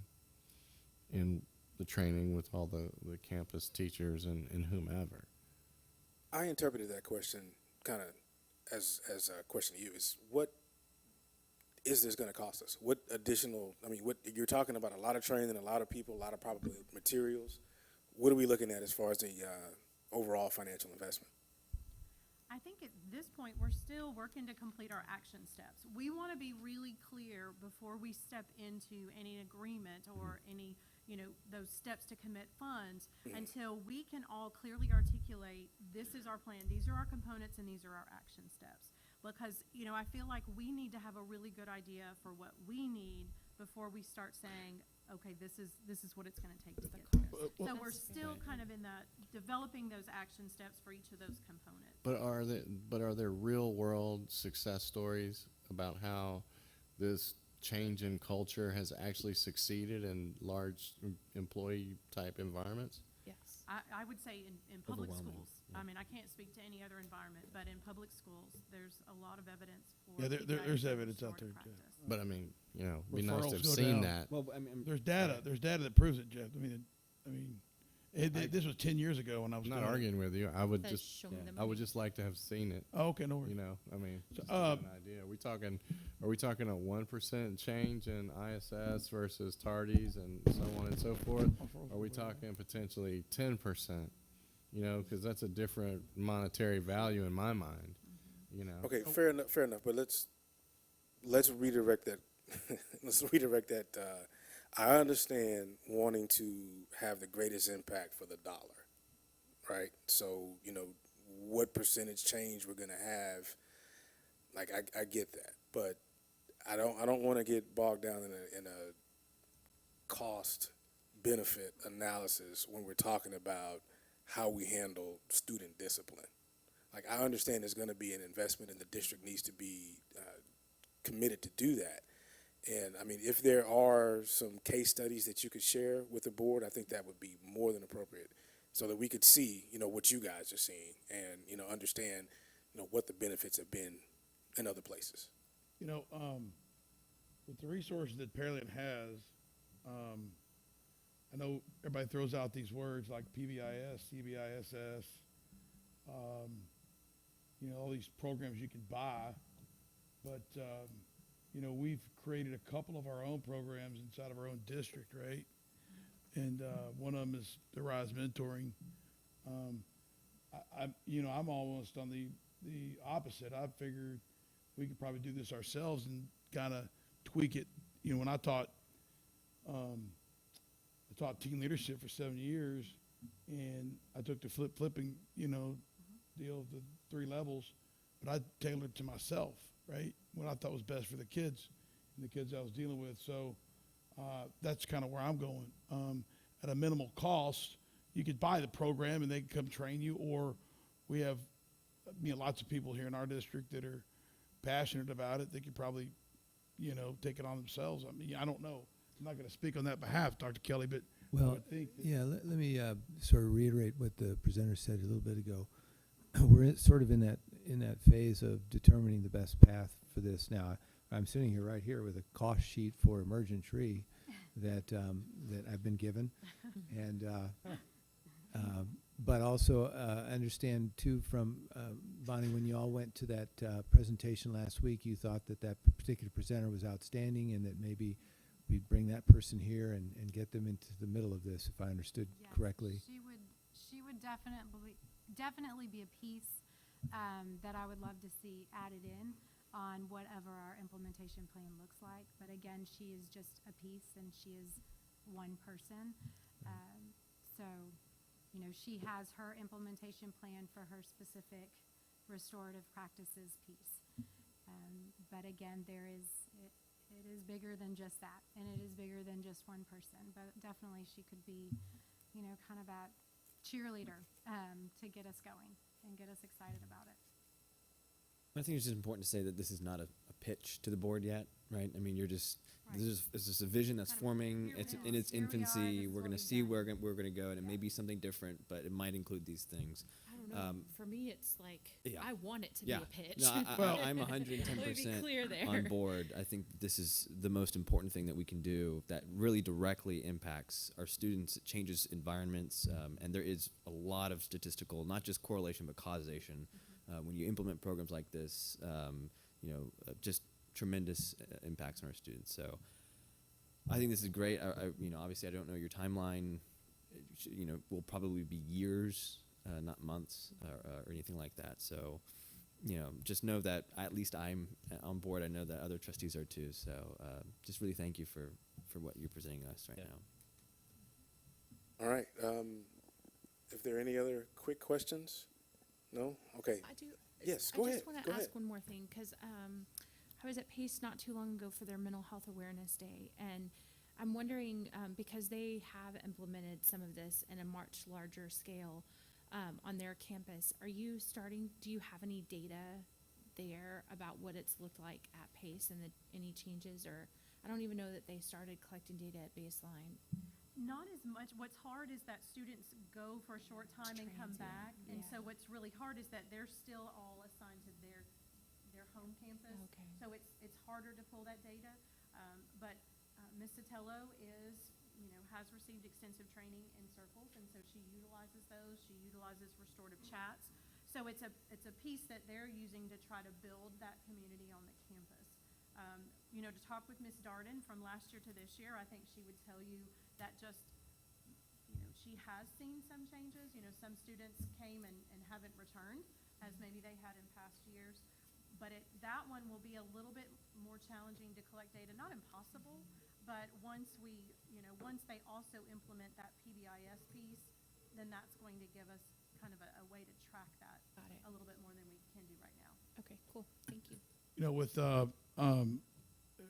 I've said it before, but we lose teaching our kids and soft skills, right? A lot of the part to do with parents working and devices and all that. So this portion goes right along, kind of goes in with that, and that's where I think, Dr. Kelly, once again, I'll reiterate this, that if we could do this along with a couple other things, we come up with our own program like we did for Rise Mentoring and things like that. That's my opinion. All right, so we'll look for implementation plan, I don't know, 6 months, a year, what's your overall, that Next we're board not gonna meeting. hold you to, type just thought? What does that look like? Well, Looking at each other. oh, man. No. Well, we have our leadership team is coming back together, I think, in December. Okay. Our small groups have been charged with their component and developing their action plan, and then we're coming back together as a leadership team to share out those action plans and refine them and then go forward from that. We have a lot of campus administrators that are pretty passionate about doing something too. Okay. So those Quickly. campus administrators are probably gonna move quicker than we may.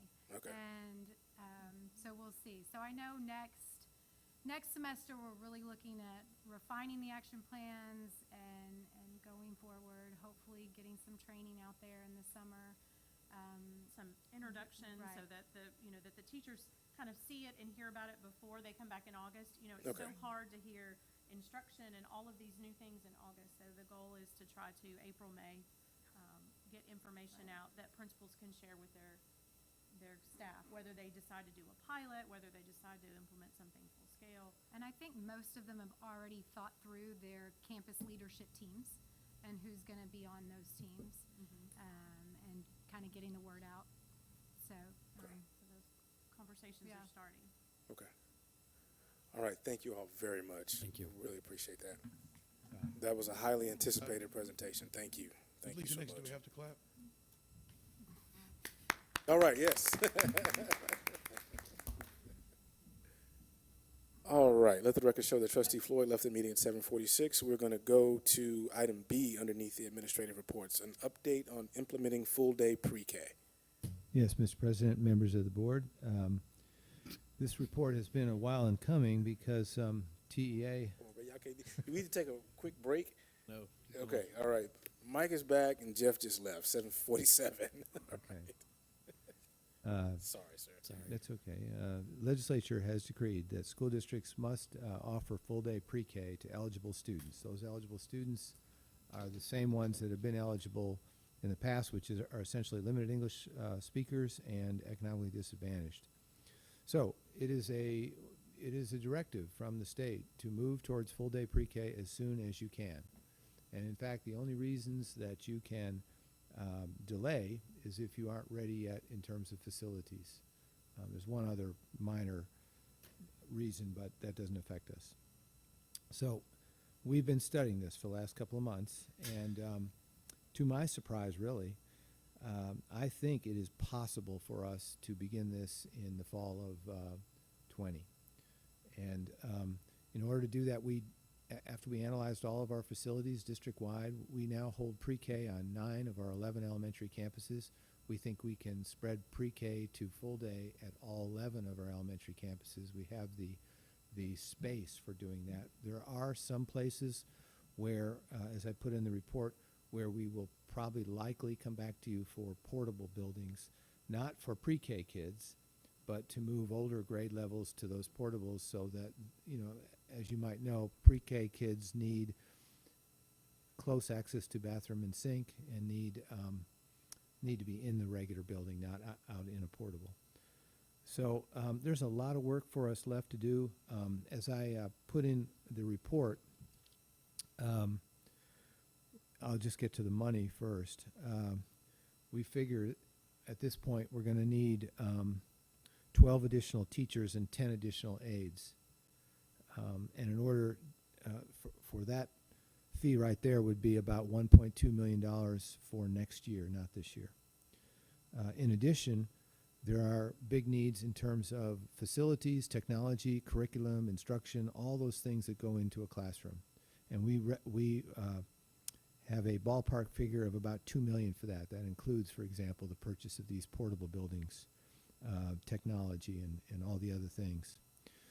Now, the way that the state passed this law is that they stipulated that either you move immediately towards pre-K, which is very difficult for most school districts to do if they're not already doing pre-K, or you have to advertise out in the community and say essentially, are any of y'all willing to do some or all of this?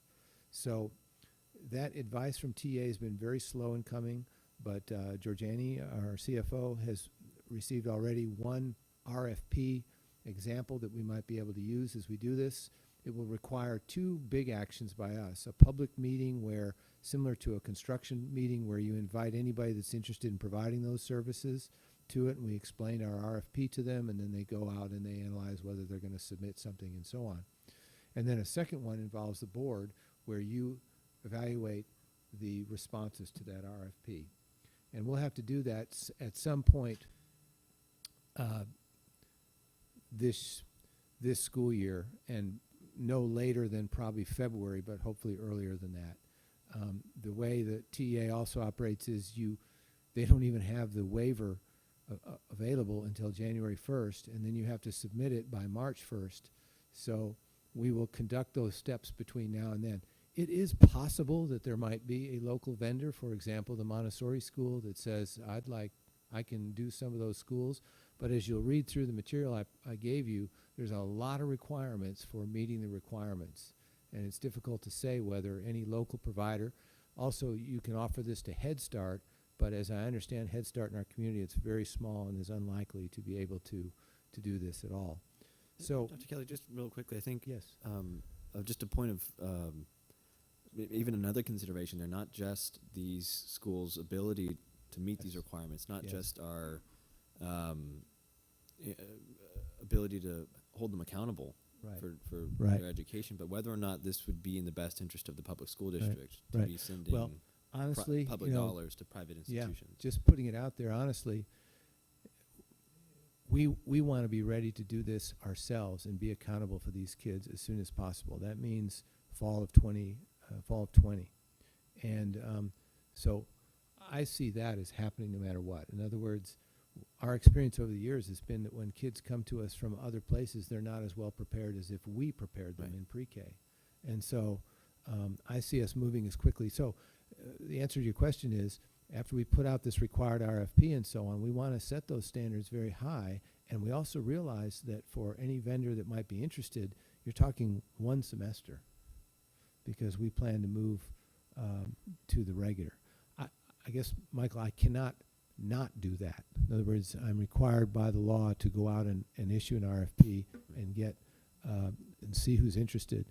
But in writing the RFP, we're going to demand that this be very high expectations, and so it'll be interesting to see if anyone even qualifies. And so the semester you're referring to is next semester? Yes, which sir. would be, spring of 20. Okay. So, and one last thing that I need to ask you. You'll see some big prices coming up here. You see the $2 million for implementation. I see that coming from fund balance or reserves or something there. And I think we have the money for that. And then the $1.2 million for this salary and staff, that doesn't hit us until next year, but we'll have to be planning on how we can pull that off, plus the need for other needs such as salary increases in our district. towards this end, this is a massive undertaking. I think I put in the report somewhere that we have 300 kids approximately in pre-K right now. Because we're going to offer it full day, it's quite possible, and we've seen this in other districts, that that number might jump up to 500, because all of a sudden you've got somebody taking care of your little one from 7:30 in the morning till 3:30, 3:45. So we've got to be ready for that higher cost. What about transportation? Well, actually, the neat thing about this is transportation as we move from 9 elementary schools to 11, as Keith Kopp, our director, would tell you, is actually better for him because you're delivering the kids to all 11 rather than more intricate arrangements with 9. So, I lost my train of thought there. I apologize. What I need is, this is a massive undertaking, from figuring out who is eligible to the RFP to the facility needs to everything else you can imagine, getting the teachers and so on. So we feel, administration, that we need a mid-management type person to oversee the installation of this program, and we need them on board as early as January. So I'm not asking for your vote tonight on that, but we would like to come back to you probably next month, consider additional personnel to get somebody on board as early as January to put all of this together for our implementation in the fall. And that's all I've got, unless there's questions. May I ask, did I miss how much money the state is going to give? Well, I guess it's just going to be, Yeah, the problem is this. They give what is called an early childhood allotment. Okay. And it is for grades pre-K through 3. So we, Georgiani and I, we just count that as part of the money we got. It's not like there's money sitting there that is specifically for implementation of full-day pre-K. We do get ADA if the number of students increases from that 300 to the 500. But even though the state says we're paying for it, that's not really accurate. That money is spread too thin for that. So is there It's coming from our basic allotment? It's not that, well, it's on Or top of the basic allotment, it's like an extra weight. So a kid that is in pre-K that is limited English proficient or economically disadvantaged, he gets 1.1 funding for the basic allotment. And if you're both economically disadvantaged and LEP, then it's 1.2 funding for each of those kids. So, I mean, we're going to implement all-day pre-K by 2020. That's right? my plan, and of I'm course, looking subject at to the board, but yeah. that's definitely what I would like to see us do. Well, yeah, when you say subject to the board, this is a requirement from the state. Yeah, the only right? the And so- only leverage the only exception to it is to ask for a waiver longer than the current school year. And I don't think that's in our self-interest, and more importantly, I don't think it's in the self-interest of those kids. Yeah. I think getting them in with us is beneficial. What have they done up until this point? Well, right now what we have is half-day pre-K, and that's all the money that you got for that until this legislature met. So they put more money in it, not nearly Now they're enough. going to, kids are going to daycare and, you know what I'm saying? I mean, What if they're not pre-K. disadvantaged or left? They're not eligible for this. It's not eligible Yeah, at all. only Not even if they pay? Not even now. Of course, the school district can charge tuition, and I think there are a few that do that, but we're not ready for that at all. I mean, we're filling up all of our classrooms basically throughout our elementary schools in order to do this. As many as 500. That's a lot of kids, man. Does that, So let me ask you this. If we offered pre-K, I mean, how many classes are in kindergarten? There's 5 classes at each, probably elementary school, right? Well, it varies. 5 teachers. So you're looking at least 4 teachers if we offered it for everyone. Yeah. No, we're saying we're doing that, but you know where this is going, right? I mean, No, I'm not sure. See, what I'm doing is we're filling up the entire school district's classrooms at the elementary level. And I think we'll have 2 left over if I remember the calculation we got. So we'll only. I'm saying is if every parent in Pearland ISD sent their kid to pre-K, Right.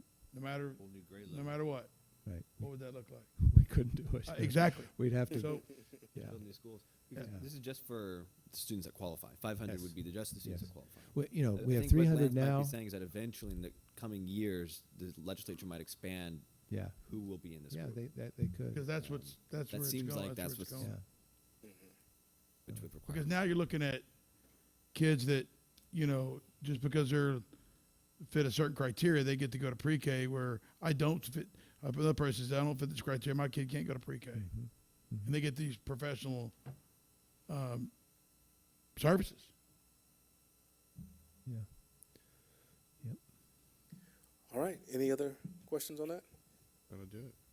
Okay, Dr. Kelly, you've got the board understands what this is gonna take, so I think you have our okay sort of to move forward with the implementation.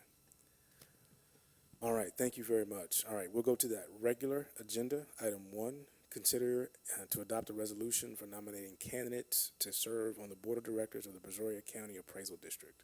Yes, Mr. President, members of the board. These people are elected for a 2-year period of time. Ruby Jo Knight, who has served us long and honorably, called me and said that she is resigning as of December of this year. And she went on to say that she would love to see George Sanders replace her. George was on the appraisal board for 12 years previously. And then Charles asked me to look into the city, and I think I sent that to y'all this morning. The city nominated George Sanders last night at their council meeting. It's hard to say whether there will actually even be more than 5 total people running for these positions, but generally what happens is we have somebody on there that represents our interests, and usually or hopefully it's somebody also in line with the city, because Brazoria County stretches a long way. So you've got Sweeney at the bottom end, and you've got all kinds of districts, Alvin and everybody else within Brazoria County. Alvin and us are the big kids on the block. I haven't, Georgiani's going to calculate the math, but essentially if whoever you nominate tonight, we have enough votes when we receive the ballot next month to ensure that that person's on there. And so, any other questions, Charles? Or? Any other questions? I'm just going to let you know I'm abstaining from the vote. I don't know him enough about him Okay. to vote. Okay. I'll make a note. I'll make a motion. So should I put the person's name in there for individual as a candidate? You know, I think yes, you can, and just refer to the resolution because you're basically The approving board resolution. adopts the attached resolution nominating George Sanders as a candidate to serve on Brazoria County Appraisal District Board of Directors. Second. So motion Barry, second Murphy. Any further discussion? Hearing none, let's vote. All in favor? All right, that is 5 with 1 abstention. Mr. Floyd. Motion carries. 5-0, I guess it would be. All right. Time to take my medicine. Item 2, consider naming HGAC Assembly Representative and alternate for 2020. Yeah, Mr. President, I don't know very much about this particular area council. I know that trustees Murphy and Berry have served on it for the last 3 years. Basically, I think it looks at a very wide variety of issues within the Houston-Galveston area, and I'll just leave it to y'all to explain further. Or I'm happy to do it again unless Jeff wants to do it or anybody else wants to do it. I've only had to attend 1 meeting in 3 years. You guys So- good to keep it as it is? I'm good. All right. Is there a motion? I move that the Board of Trustees selects Sean Murphy as the representative to the HGAC Board of Directors and alternate Jeff Berry for the 2020 term. All right, motion Floyd. Is there a second? Chair will second. Second, That's sorry. good. Okay, well, Gooden. I got in there before you did. All right. Any further discussion? Hearing none, let's vote. All in favor? Motion carries 6-0. Item 3, consider to approve resolution establishing a capital projects fund and transferring $10 million in an unassigned balance from the general operating fund to the capital projects fund. Mr. President, members of the board, first I want to give a big kudos to Jeff Berry because he pushed us over the last at least year to develop a capital projects fund. I don't need to remind everybody of that. They know he did. We have gone through that extensive process, and we sent you that report a while back. I included another copy in it for you today. But in view of the recent situation where we got the I had it down to 6.2, but I saw on your thing it's 6.4 million from the Hurricane Harvey, a total surprise, basically, from the state, and other resources that we think, or our recommendation to you is that we set $10 million aside for these initial needs. Now, if you read through the report, there's $18 million worth of needs that are identified for the first year, 1920. But we've begun to fine-tooth comb our way through that to determine what is more critical. And Georgiani can speak to that more in depth if you'd like. But basically, our recommendation is that you all identify this separate fund and that we begin to address these needs. I'll ask Georgiani, would we be able to move these funds back if needed for general fund, even though they're designated at this time?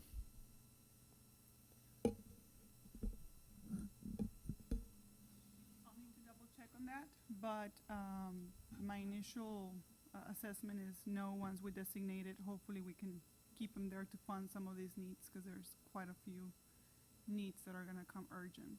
But I think he was talking, are you talking legally, Sean, whether it's financially Well, legally? if we set aside, that money, and then for some reason we had a hurricane and we were a delay in funding, which could happen, we could pull that money back, use it.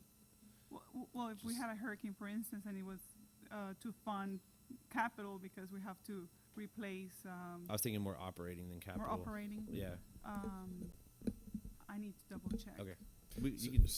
It's a sign, Go ahead. so I No. may be able to. Okay. Okay, Mrs. Carter, did you have anything you want to share with the board before we dive into questions, or you ready for questions? Okay.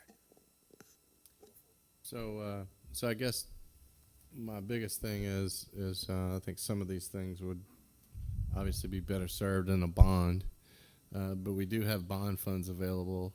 I know we're getting close to the end, and the last time, I guess 2 or 3 meetings ago, we've talked about additional funds and doing certain things with those additional funds. How many of these items can actually go into the bond, or all of them?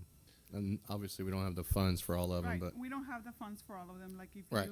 there's probably one roof, and we'll cover the whole remaining bonds, right? Yeah. But I would say that's a question more for John Posh, because we Yes. do have to abide by what the bond was originally Yes. set to do, Yes. and fit those items within what it was originally Yes. set to do. So I would say not everything, but some of these items could Yeah, be. yeah, Jeff, some of the stuff, the chillers and roofs and stuff, Right. I think were presented to us, and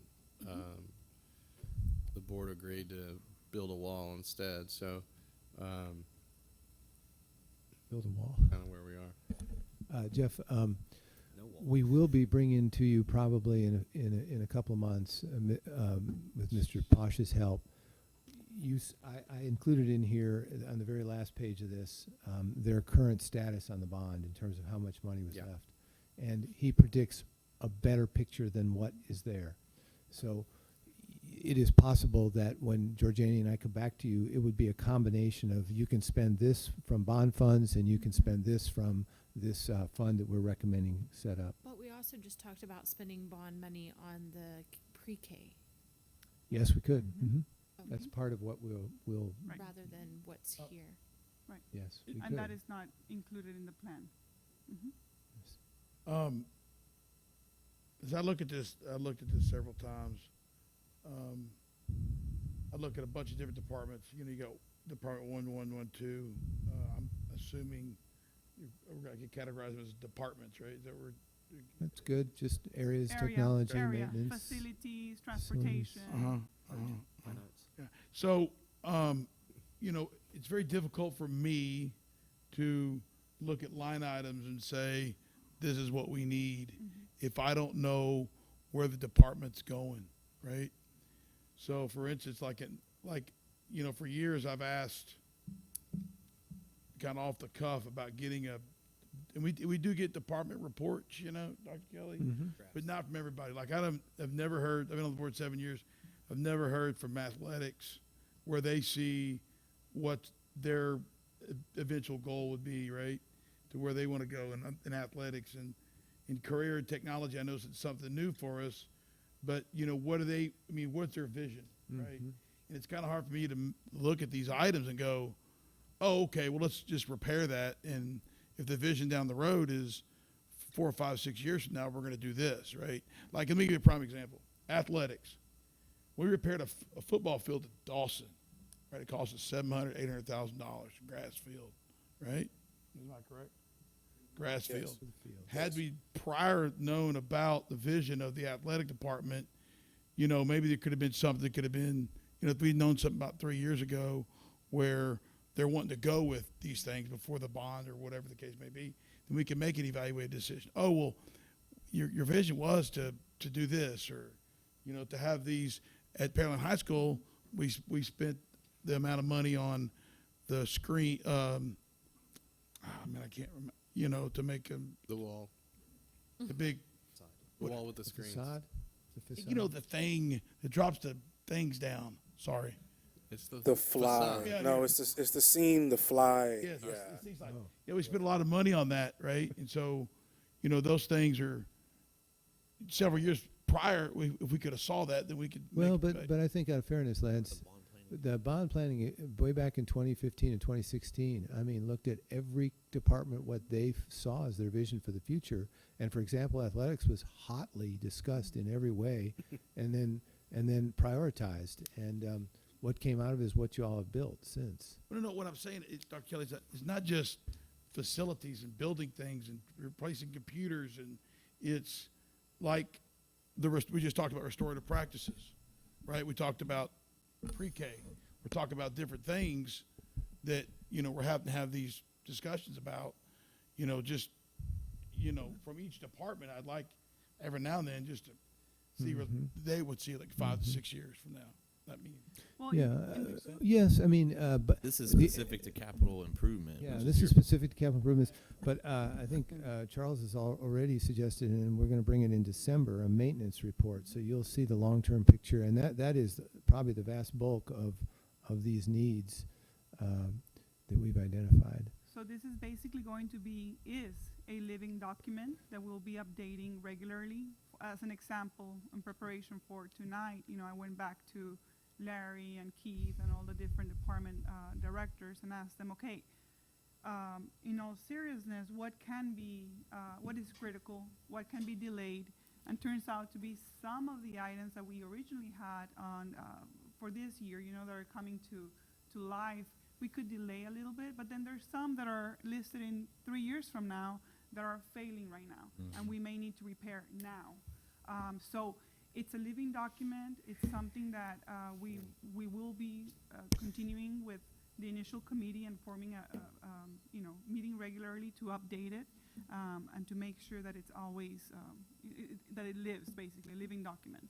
So, from what I'm understanding, this $10 million is basically already allocated. So we approve it tonight, and there's $18 million worth of things that need to be done that is going No, to. we would not be able to spend any of that money without your approval. Well, Yeah. So oh, we would yeah, go I get back, that. we would go back to the committee, prioritize what really needs to happen, what can still be delayed. I don't think the intent is to spend the 10 million, you know, from the get-go. No, but no. What I mean is that it's already kind of earmarked Right. for something. So it's not that this $10 million is going to be sitting there accruing interest or anything right. like that. No. So what's the plan for replenishing this $10 million, or is there one? Well, I would hope that as every year ends, if we do end up with a positive fund balance, that we can allocate a little bit of that fund balance to go back to the capital projects. You know, Crystal, our goal, if possible, is to retain at least the 90-day reserve. But anything that occurs above that level, this might be a good use for it. We expect a very good end to this past fiscal year, which will also makes us more confident about what we're proposing tonight. Now, you'll get that next month? Next month. Next month, when the auditors come before you. So I guess my concern in thinking forward about that and thinking about bigger landscape of the TRE and all of those kinds of things is that if we take from the fund balance that much to put here, that we're basically forcing our hand and creating a need, because if we dip below that 90-day and the fund balance, then we're in trouble. Well, from a no, rating. I mean, and I think Georgiani's talking about the practical movement of things back and forth. You can always unassign a fund balance for another purpose. Okay. And so she's just basically saying we don't want to do that. We got overwhelming needs and we need to keep that in there. What I think, and help me, like, I'm not a financial person in general, so the way I think about it is our fund balance is basically our emergency fund. Like, Not necessarily, because we have to keep enough money for cash flow purposes. Right. You know, there comes a time during the year where we dip to very, very low, where we probably have like 15 days of fund balance, right? Because of the timing of our payments from TEA, of our tax collections. So the fund balance is for several purposes, not just to not just as like it's a not rainy it's day not fund. meant to be for a rainy day fund. It's meant to be for you to have that money available when you need it, when you don't have the resources coming in, because payroll still has to happen, and it still has to happen in the same amount every 2 weeks, you know, so. So it's not as if like we can budget, like I would budget my personal expenses where every month I purposely set aside $20 knowing that that $20 is going to accumulate over time and be needed. We don't operate that way. And another thing that we did this last 2 years, if you recall, as we were looking at budget cuts, that's the first thing that we cut, capital. We didn't fund buses the last 2 years, and now we're having to spend for buses, right? And so we cut the HVACs. We tried to spend as much money that was allowable that we were budgeting for in the general fund with the bond monies, so we could save some of that in the general fund. So we're very strategic in doing that, and I guess I just feel like it would be much more digestible if we were taking small chunks and adding it together over time than coming like with big line items when we're already struggling. well, it's going to be a very high fund balance that we're going to end up with the year. So I feel very comfortable with moving $10 million. So this is an actual resolution we have to approve? Yes. Yes, I think it's, yes, on page 63 and 64 of your packet. And then the motion for it, Sean, is And the resolution establishes the capital project fund. Yes, sir. I had one more question about the management of the funds. This is obviously going to be, I thought I read this in the packet, but I can't find it, where it's obviously going to be in the same investment vehicles that we use for all the rest of the funds. Yes. Textpool Same Prime thing. and all that kind of stuff. Wells Fargo. Right. So we'll get the, I'll call it higher interest, but have you thought about like what the interest will be thrown off of that, kind of how much we're going to spend in a year, what our interest will be, and what that'll replenish? That all varies, and then we would have to really see what the outflows would look like, because I could not tie the monies long term if we're going to be replacing a roof and purchasing buses all within 6 months or what have you. So. The decisions on investing it would be based on when we're planning on spending it. Right. And so, as Mr. Scarbone mentioned, the committee that's going to be put together for this could go ahead and spend all $10 million next year. Not without your approval. They could recommend. All right. Let's understanding that anything above 50 or 75 has to come here. Yes. Okay. So they could recommend, hey, go ahead and spend all 10. Right. Which mostly everything is over 50,000. So you right. Exactly. So, but they could recommend, hey, we can spend all 10 million and just knock some stuff out. What would be the framework for saying how much we're going to target per year? Well, give us some time on that. For example, Georgiani's initial work on this today was as she went back and she described each department and said, okay, let's talk about what you absolutely have to have, kind of an approach. That number was whittled down from 18 million to about almost 9 million. And so the remaining questions are these. Okay, let's say that we agree with all 9 million as being crucial. The next question is, how much of this, if any, can come from the bond proceeds, and we want it to come from the bond proceeds? And then all of that has to be brought back to you. But personally, unless the purchases are small and gotta have them, I think all of these decisions are coming back to you, and more in the way that Crystal described, as needed. We'll be showing you the big picture, and in fact, that's kind of what you have here. But we're gonna, we need a new roof on X facility. We're gonna come to you and say, we need this. Right. Let's use that fund. This is a very targeted question. I'm just curious about athletics, and it just hit me the other day. Like, who buys all the football equipment? A booster club. I mean, at the high school, okay, right, but for the junior highs, I'm just curious that, and we can get back to me on that because that hit me. I will So get back if to you you, would, yes. yeah, I don't okay. have the answer off the top of my head. All right. I know it's a million. All right. I'll go ahead and make the motion that the board approve a resolution establishing a capital project fund and authorize the transfer of $10 million from the general operating account to the capital project funds. Second. There's a motion from Murphy, a second from Barry. Is there any further discussion? Hearing none, let's vote.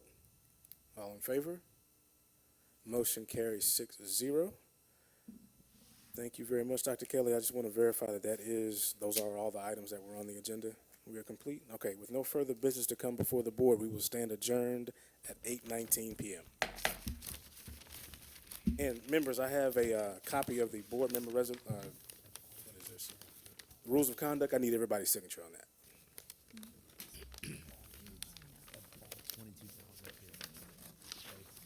What would be the chances?